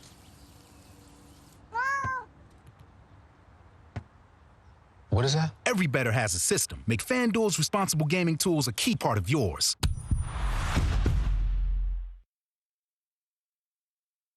For centuries, the bond between horse and human has been forged in trust and hands-on care. Thoroughbred racing is combining that tradition with cutting-edge technology to raise our standards even higher. New investments in wearable biometrics, advanced imaging, and AI help optimize our safety programs. That opening quarter mile was a quick one. Every day, a commitment to improving their care. So win or lose, it's safety that runs first. To learn more, visit safetyrunsfirst.com. FanDuel's Breakfast at the Breeders' Cup is presented by WinStar Farm and by Phasic Tipton. Looking ahead to the Longines Breeders' Cup Distaff, the big news about a week ago, Idiomatic would not be back to defend her title. It has certainly made Thorpedo Anna one of the most likely winners of all the championship races. Thorpedo Anna being installed as a 4-5 morning line favorite. A horse who ran against Idiomatic last time out when Idiomatic won the Spinster was Honor D Lady, but she didn't show up that day. She finished next to last. Can we expect improvement from Honor D Lady this time around? Well, I think we can expect improvement. She does have better races on her form. Her win in the Delaware Cup by 5.5 lengths. You go back to the Royal Delta, where she was a couple lengths across the wire. But in those races, the horses that she's facing, Saddle Up Jessie, Soul of an Angel, Mary Quite Contrary, these aren't the toughest horses in the division. It's not the Raging Seas. It's not, the Idiomatics at Thorpedo Anna's. So I do think she needs to improve quite a bit if she wants to win the race on Saturday. But she should move forward off the last race. Well, on paper, the 2 times she's run against Grade 1 Company have been those 18-length defeats. So while she can move forward, and I'm sure she's going to be happy that Idiomatic isn't in here because that was a big portion of the 18 lengths she was defeated last time was her 7-length win victory. I'm just not entirely sure that she's, quite frankly, Grade 1 caliber. Yeah, I think that's a fair assessment. The connection's really taken a huge shot here, and that is Honor D Lady getting ready for the Longines Breeders' Cup Distaff as Joaquin Jaime brings us more. I'm joined by jockey Rusei Sakai. He is the regular jockey aboard Forever Young, who will be in the Longines Breeders' Cup Classic. You were aboard for his workout this morning here at Del Mar. What was the plan going into the workout, and how did Forever Young feel this morning? 今朝フォーエバーヤングに調教をつけられてたと思うんですけれども、どういうプランで調教に臨もうと思いましたか。またその調教後にこう乗った感触はいかがでしたか。リードホースを前に置いて、で直線ではしっかり反応させるようにイメージ通りのいい追い切りで馬もすごくハッピーでした。Yes, the horse was very happy because we had a lead horse in front of the Forever Young, and we asked him to go into the stretch, but his reaction was what I have expected. So I am very happy with his performance today. He's making his second start off a very long layoff of about 5 months or so. How much fitter of a racehorse does he feel versus his last race in Japan? 前走までちょっと時間が空いてたと思うんですけれども、前走の状態とそれからそこからのこちらへの状態っていうのはいかがですか？ケンタッキーダービーが非常に激しいレースで疲れもありましたから、ゆっくり休んでもらって、で前回も休み明けっていう感じはありましたけど、いい内容でしたし、使ってしっかり良くなってると思います。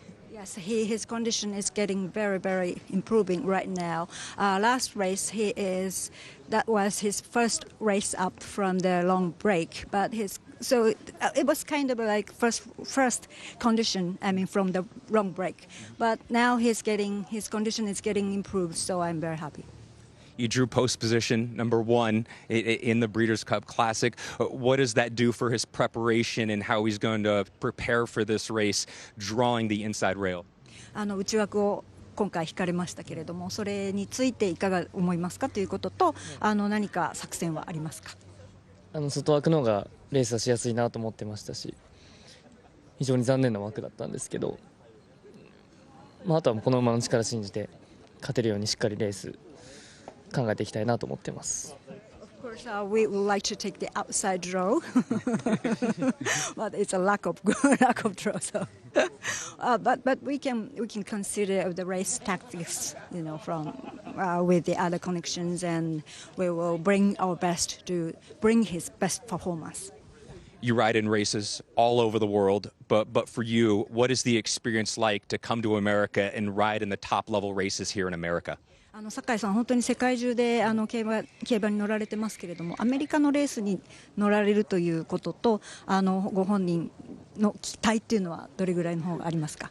そうですね、アメリカのレースは、日本と同じようにスピード競馬ですし、そこでの経験は本当日本でも役立ちますし、ただ今回は本当にこういった素晴らしい舞台でこれだけチャンスのある馬に乗れるということで、もちろん勝ちたいと思っています。In American races, they have a very fast speed, but I think it's going to be work. The experience is going to be work after he go back to Japan. And he said, I am very honored to give such a great opportunity to ride in the top class level in the world. Well, we appreciate the time. Thank you so much for joining us. Good luck in the Breeders' Cup Classic this year. 頑張ってください。応援してます。ありがとうございました。Thank you very much. Thank you. Well, you talked about it, Michelle. If you go over to Japan, you realize that horse racing is a huge sport there. It is the equal of baseball. It's the equal of any other sport over there, whereas we're always trying to find our position here in the United States. And you can see that in the comments there, as well as something that Drew Fleming, President and CEO of the Breeders' Cup, told me yesterday. Last year, they had 4 races where Japan could bet on the Breeders' Cup. $20 million is what they bet in Japan over those races. So huge audience watching what's going to happen here with all the Japanese runners. I mean, we've seen the Japanese when they've gone to the Arc de Triomphe, right? And we've seen the fan base that they bring with them to these events. And they are just so enthusiastic about their horses. And they have so much pride for the Japanese contingents when they go anywhere. I think it's really sensational. And obviously, it's great from a wagering standpoint because the Japanese money does really boost handle. We saw that in California Crown Day as well.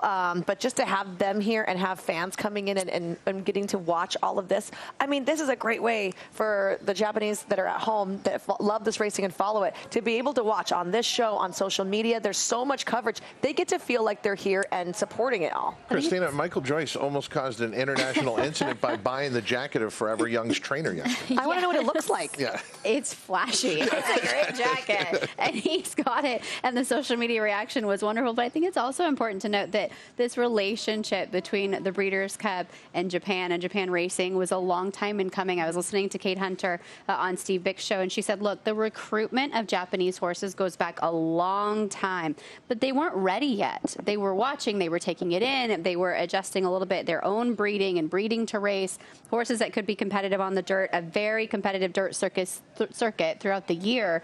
And as the Japanese felt ready to come and take those international steps, that's when you started to see the horses coming over. And now it's routine. It's regular. It's on the calendar because of this long-standing relationship that the Breeders' Cup started a very long time ago. There's a great national pride for Japanese sports everywhere, especially when their athletes leave the country. Great example of that is going on right now in the World Series here in America, averaging about 13 million viewers. In Japan, 15 million are tuning in the World Series to see their heroes like Yamamoto and Owatani on the Dodgers. And that is a country that has a fraction of our population, and yet they have more people watching the World Series than what we have here in the United States. So it is certainly going to be a boon to the ratings for the Breeders' Cup. And as we talked about, going to be a lot of money bet around the world on the Breeders' Cup World Thoroughbred Championships. And don't forget about this wagering menu that has been put together for the first championship day this Friday, November 1st. 10 races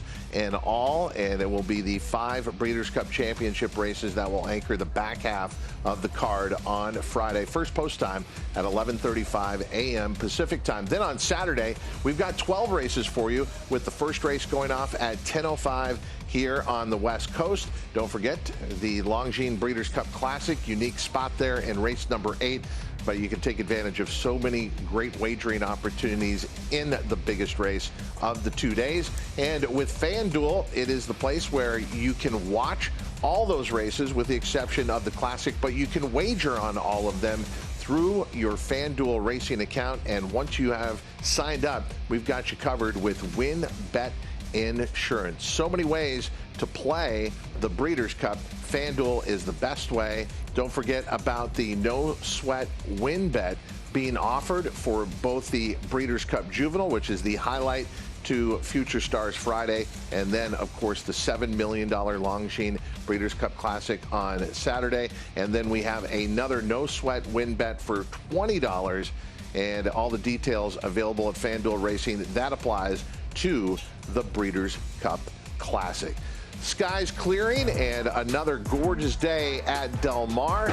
Getting ready for 2 championship days of racing. We'll be back with more of the morning preparations on Breakfast at the Breeders' Cup right after this.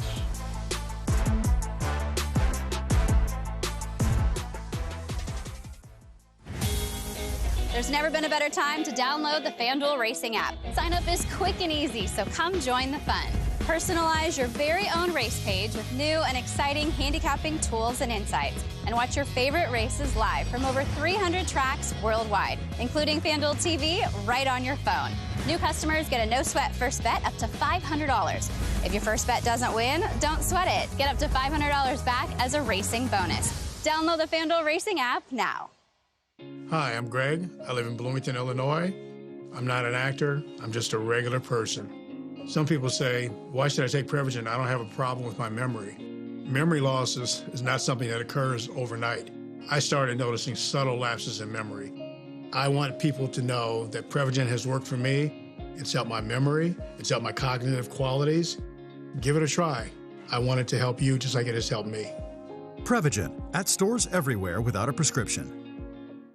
You're seeing him on a skyrocket to success. He's really stamping his progeny, getting big, scopy, really good moving horses. He moves your mares up so much. I think that reflects back in his versatility. They do everything. They've got enough speed, and then they'll go 2 turns. They can sprint, they can route, they can run on the turf. I think he excels at a mile on the dirt and beyond. It's all culminated into when they show up here, we all want them. When you're at the barn and you walk out of the office, you see a shed row full of Constitutions, it's always a good thing. This is a Kentucky Thoroughbred. This is a Kentucky-built Powerfoil industrial fan. Like a Thoroughbred, it too delivers unrivaled performance. And while they both run with purpose and pride, This one also runs to keep your workforce feeling cool and comfortable. Powerfoil, our best-selling big fan hands down.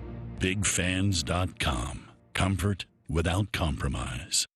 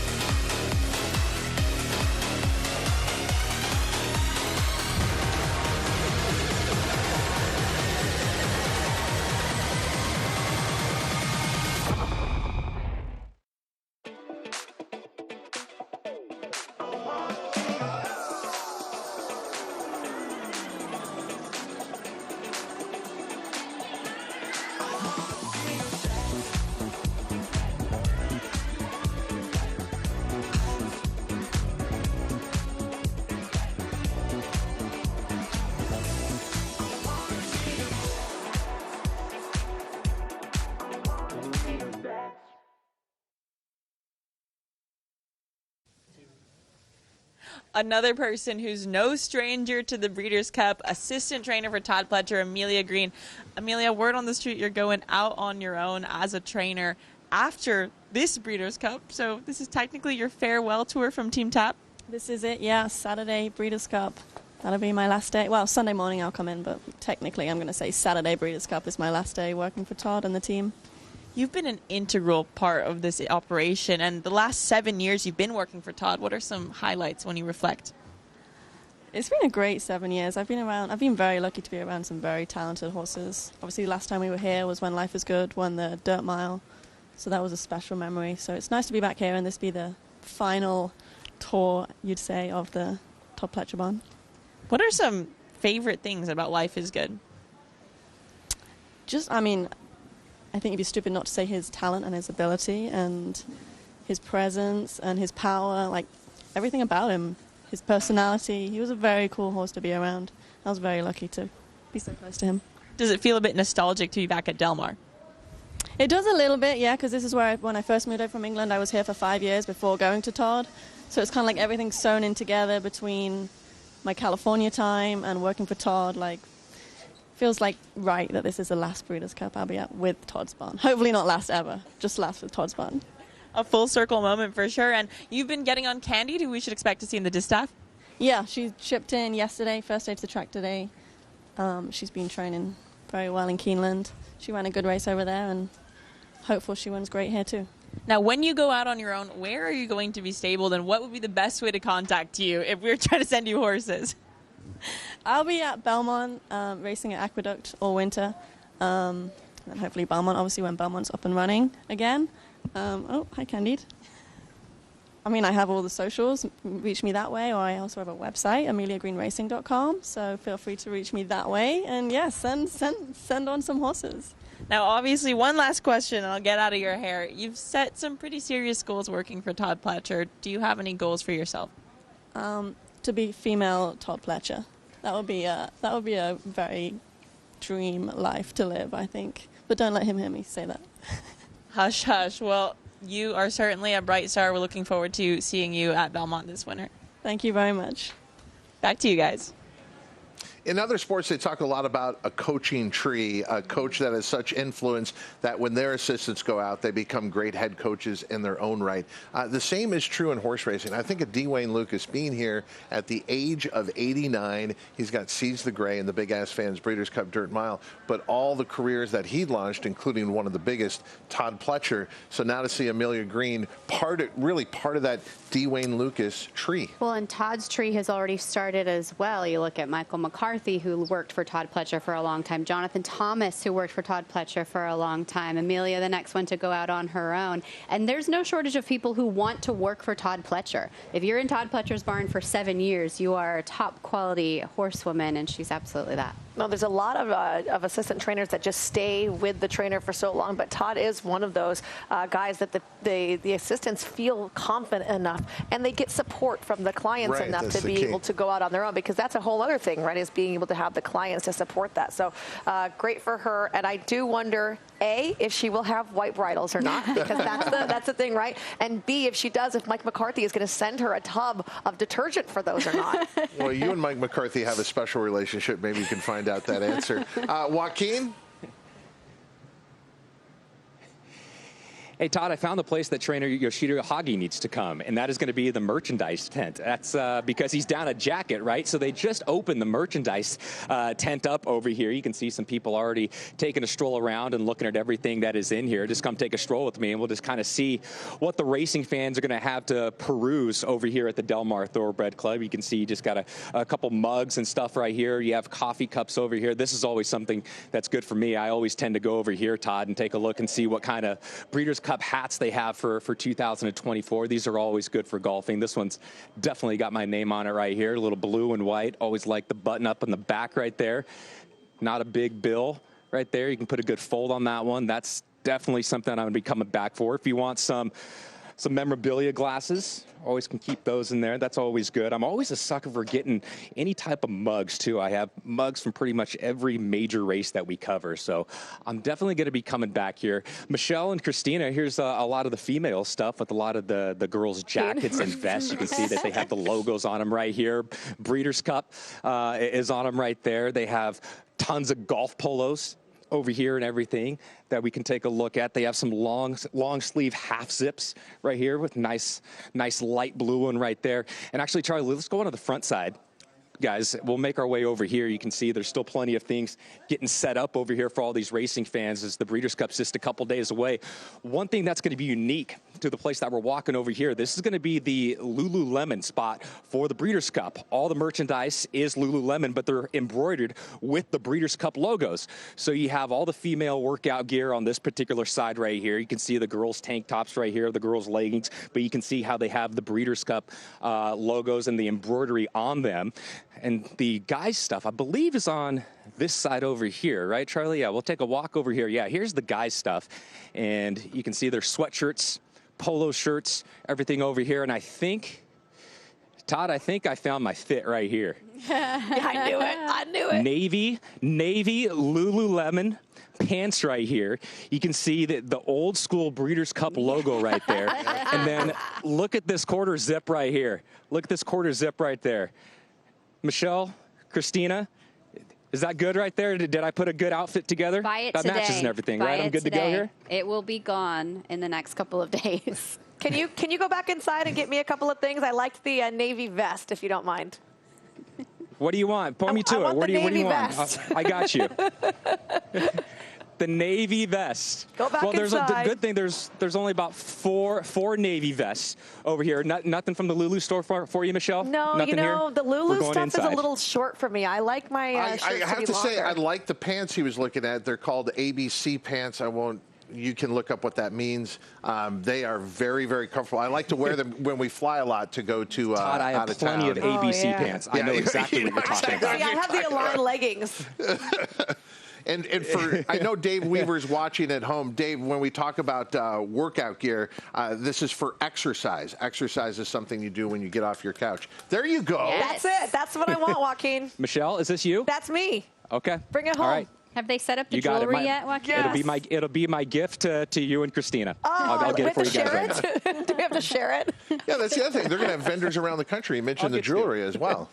Yeah, they have Mignon Gavigan in from South Carolina. She's one of the more exciting jewelry designers that's now in Bloomingdale's. I think the partnerships that Breeders' Cup has brought in, really incredible. Yeah, I mean, if you didn't get a hat before you came here and that's something you want to have, you can find that as well at the racetrack. The atmosphere, as great as it looks right now, it's going to be even better, obviously, on those 2 days, Friday and Saturday. It's going to be hard to choose. We're going to have to win some races early so we can get all the gear that we want, but they're ready and waiting for you. If you bought tickets to the Breeders' Cup, you're in for a real treat this Friday and Saturday at Del Mar. That's a look back from the grandstand past the train tracks, and then over there on the left, just past that bluff, is obviously the Pacific Ocean, but an area we call Dog Beach.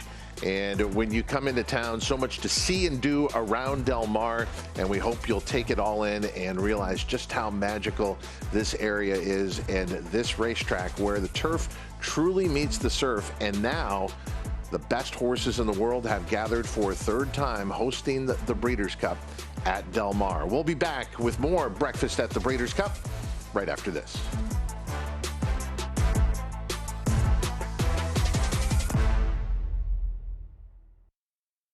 Seems I can live a day without you, baby. This sick addiction makes me crazy. Ba, ba, ba, ba, ba, ba, ba, ba, ba, ba, ba, and I'm ready to.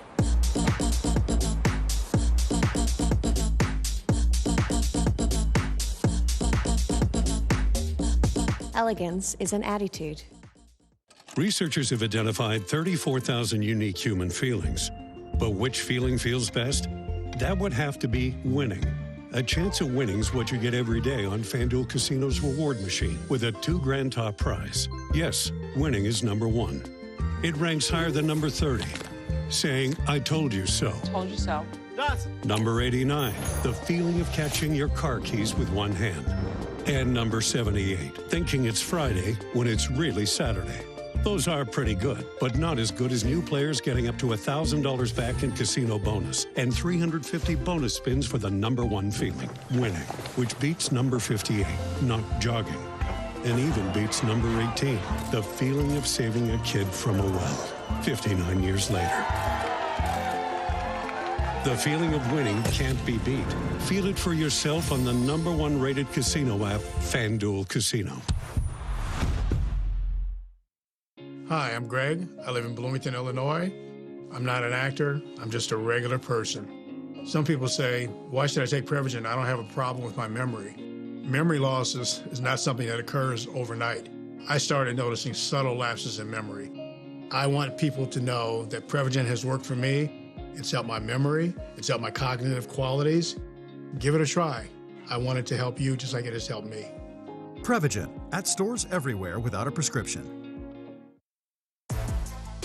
6 weeks, 1, 8. Welcome back to the Del Mar Thoroughbred Club on a gorgeous Tuesday morning. It's breakfast at the Breeders' Cup. I'm Todd Trupp, along with Christina Blacker and Michelle Yu. A horse that caught our attention earlier just on looks alone. Let's set aside the past performances for just a moment. Newgate looks fantastic. And Michelle, you had a chance actually to see Newgate up at Santa Anita before he came down here. But man, does he love it at Del Mar this morning. Oh, he certainly did. He was feeling his oats, and wait till he gets over here in the jog, because right now he's kind of looking around a bit, but he tucks himself over and goes completely in frame and looks like an absolute star when he jogs this morning. His work earlier on this week I thought was exceptionally good. And Baffer horses we tend to think are going to work good, but he looked really good. He came back to the races with a solid effort in the California Crown, and if he improves off of that, that's going to be really good. But look at him right here. We can stay with this for just a little longer before you go to the work. Oh, we'll come back to it.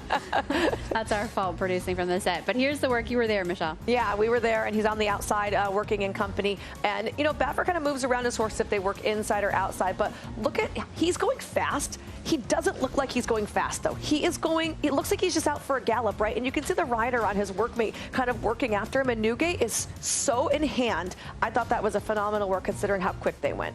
And look, he was touting himself coming into the California Crown, yes, he was. too. This is a horse that has changed, and he was always a good horse. He was the winner of the Grade 1 Sydney the Handicap back in March. Now, that wasn't the fullest field, but still, look at him back here on the track. I mean, he was a real standout. I know we're only talking about a horse that is jogging, but he frames himself up. I mean, he caught quite a few eyes this morning just with this jog alone. When you add to the fact that he ran a career best number in the California Crown, he was third by a head that day. He ran a -2 on Thoroughgraph. The strong work pattern coming into that race, the big effort, barely defeated Subsanador, National Treasure, not going to be in the Breeders' Cup this year. He enters this classic, I think, training better than ever. I was putting together my notes for the Equibase Race Lens podcast later today, and all the numbers keep pushing me back to Newgate. He was not the horse I was going to pick coming into this race and into this week, and I'm not sure if I'm settled on him just yet, but the data is just right there. And then to see him looking like this, I'll feel like a real fool if he's not on the tickets. Just it's pointing you in his direction. And Newgate is returning to the Breeders' Cup. He did run in the Breeders' Cup Juvenile, but it was back in 2022 against Forte, and then he didn't have much of a 2023 campaign. And could he be peaking at the right time here in 2024, at least physically? He is showing all indications he is, and at a price as well. Newgate preparing for the Longines Breeders' Cup Classic. And let's take a look at Snow White, the horse, coming up out here on the track at Del Mar. And as we go trackside to see Snow White, and here is a look at the work for the Breeders' Cup Juvenile Fillies. This is something I requested for them to bring back, Todd, so sorry for that. I didn't get to see this, and Christina, you and Simon were gushing about her. Yeah, this is a beautiful piece of work. Your first opportunity to see it here. Dani Gargan trains this filly. She's a daughter of Good Magic. Now, she is a maiden coming in to the Juvenile Fillies, but don't forget her sire, Good Magic. He broke his maiden in the Breeders' Cup Juvenile as well. She was second on debut, and she exits a very live maiden race that day. Quick Kick comes back in the race. Scottish Lassie actually beat her in the Frisette, the subsequent start. Scottish Lassie drawn outside in the Juvenile Fillies this year, and I was shocked at her morning line. She's 5-2. I thought I found something special in her when I was looking at the form. She reminds me a lot on paper of Jody's Pride from last year. Jody's Pride was 20-1 on the morning line. She ended up running second, but Scottish Lassie exploded in the Frisette, and this filly was behind her in that race, and she looks really well over the track here. Now, this is the first that I'm getting to see it, but I mean, she's completely in hand there. You can see the rider has her hands back and just holding on tight, but she was so happy to quicken when asked to do so. And coming down the lane, how fast did she go? I don't think we have it in this form. What is it, like 47 and change or something? I mean, that could literally be, again, like Newgate. Look like they're galloping, and then you're going to put up a blazing fast time. That is very impressive. Opens up her stride nicely across the wire, and she's been very well behaved. Dani was walking her himself earlier this week. Pine Racing and Don Alberto in partnership with this filly. And that time was 5 furlongs and 59 flats, so the time holds up as well as the visual part to this. And as Christina mentioned, Scottish Lassie just put it all together in the Grade 1 Frisette, but it was Snow White who was the favorite that day, so she definitely has some ceiling there. A lot to go as far as improvement with Snow White, and a horse to pay attention to in the Breeders' Cup Juvenile Fillies. Let's talk about the FanDuel Breeders' Cup Juvenile. Chancer McPatrick has been the king of the East, but that has been around one turn. The question will be around the 2 turns. But what have you seen out here on the main track this morning, Michelle? Well, looking at him when we were watching this horse earlier off screen, and he was jogging, going the wrong way. The minute he turned, I'm so glad his rider had a hold, because he was gone like a shot. I mean, instantly into this big galloping stride. He carries this cadence at least 2 laps, right? I mean, because we're going in and out of watching him, but he has to gallop 2 miles with this nice cadence. The rider, holding him back. He wanted to do more, but this horse looks so fit. He looked so spry. He looks extremely athletic. I loved this gallop today. A+ for me. We've talked a lot about East Avenue and how physically mature he is.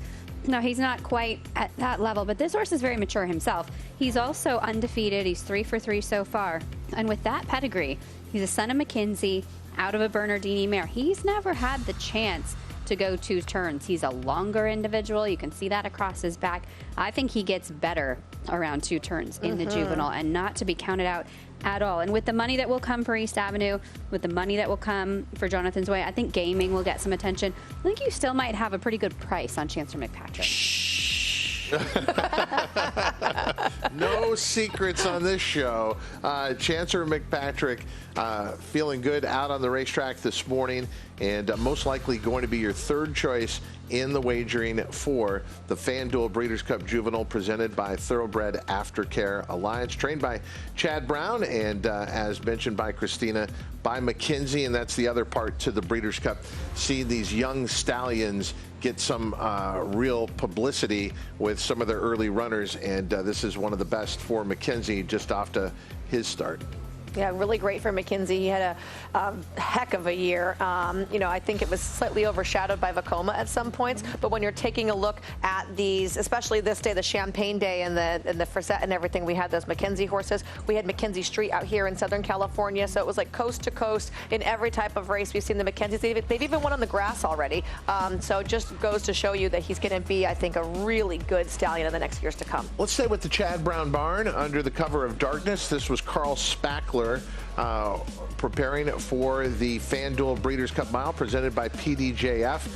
This is a horse who has finally put it together. For the longest time, they didn't even attempt Grade 1 company, but Chad Brown realized it was time, and he's rewarded him with back-to-back Grade 1 wins.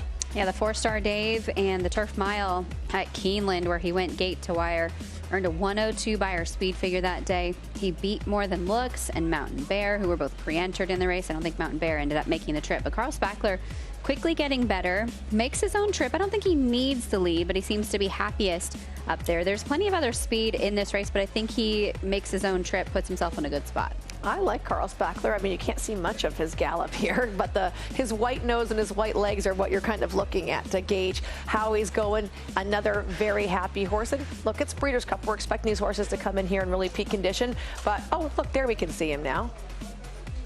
Would you play a horse like this? You know, we talk about America versus Europe. Would you play Diego Velasquez before you'd play Carl Spackler, or could you play Carl Spackler before Diego Velasquez?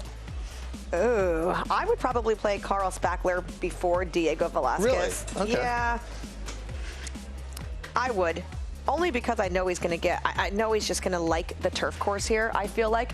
And looking at his action right there, I think he's really going to relish that. That being said, I think there's other horses I would play on top of both of them. Yeah, no, I agree with you. Yeah. Sorry, Carl Spackler. And this is a race that, over the years, while we talk about there's some horses who can get on a run and win maybe back-to-back miles and become dominant in the wagering, this race is known to produce upsets as well. Caraconte being a good example of that. But there's many over the years, and this has the feel, to me anyway, of a wide-open edition of the FanDuel Breeders' Cup Mile presented by PDJF. But here's how they drew the post positions yesterday as well as the morning lines. To give you the Order of Australia feel to it. Right? Oh my God, I still couldn't have that horse. Right? I think I went all in the mile that year. Did you? Yes. I missed it somewhere else along the way. Producer Ruben remembers. He's backing me up. I think if I was going with an American horse in this race, it's Johannes for me. You know, not to take anything away from Carl Spackler. Geoglyph is a horse that Simon's been talking a lot about. Don't forget about him from Japan. Porta Fortuna, though, she's a real standout in this field for me. Well, and, something that Michelle alluded to probably is, but there is kind of a home course advantage with this type of turf course. So, like you said, Johannes already having been down here and already asserted himself certainly makes good sense. And just this horse has been in such good form for so long and deserves this moment as one of the logical horses for the FanDuel Breeders' Cup Mile. And this was Johannes under the cover of darkness, literally not long ago. Brilliant son of Nyquist, a Breeders' Cup winner. A son of Uncle Mo, a Breeders' Cup winner. It runs in the family. We'll see if Johannes can keep that tradition alive for Tim Yakteen. He's 7-4-11 lifetime, and Umberto Rispoli rides his turf course so well. And basically, if you take away his dirt races, right, which is where they started him, and you only look at his grass races, his only mar is that American turf where they shipped him back to Churchill Downs, and he just did not really like the turf course that day, Tim told me. So you take that out of the equation, and his races are all excellent. He has just gotten better and better. We've seen steady progression from him.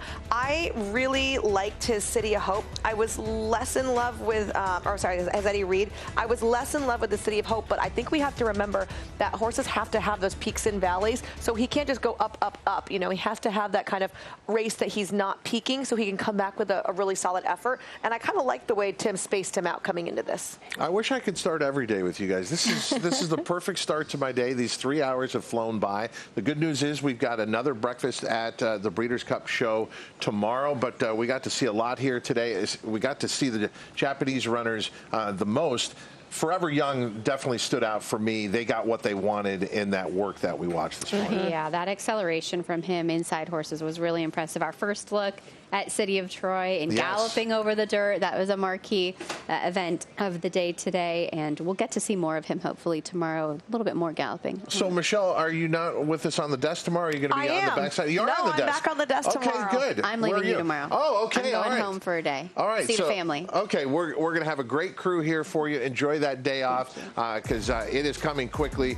2 championship days of racing, Friday and Saturday here at Del Mar, and many champions out on parade here on the main track with Aiden O'Brien. We hope you enjoyed the sights and sounds of the preparations leading up to the 2024 Breeders' Cup World Thoroughbred Championships here at Del Mar. For our entire crew, especially the 2 people here joining me on our desk just off the paddock, Michelle Yu and Christina Blacker. Thank you for watching Breakfast at the Breeders' Cup. I'm Todd Schrupp. Until next time, may all your photo finishes be winning ones.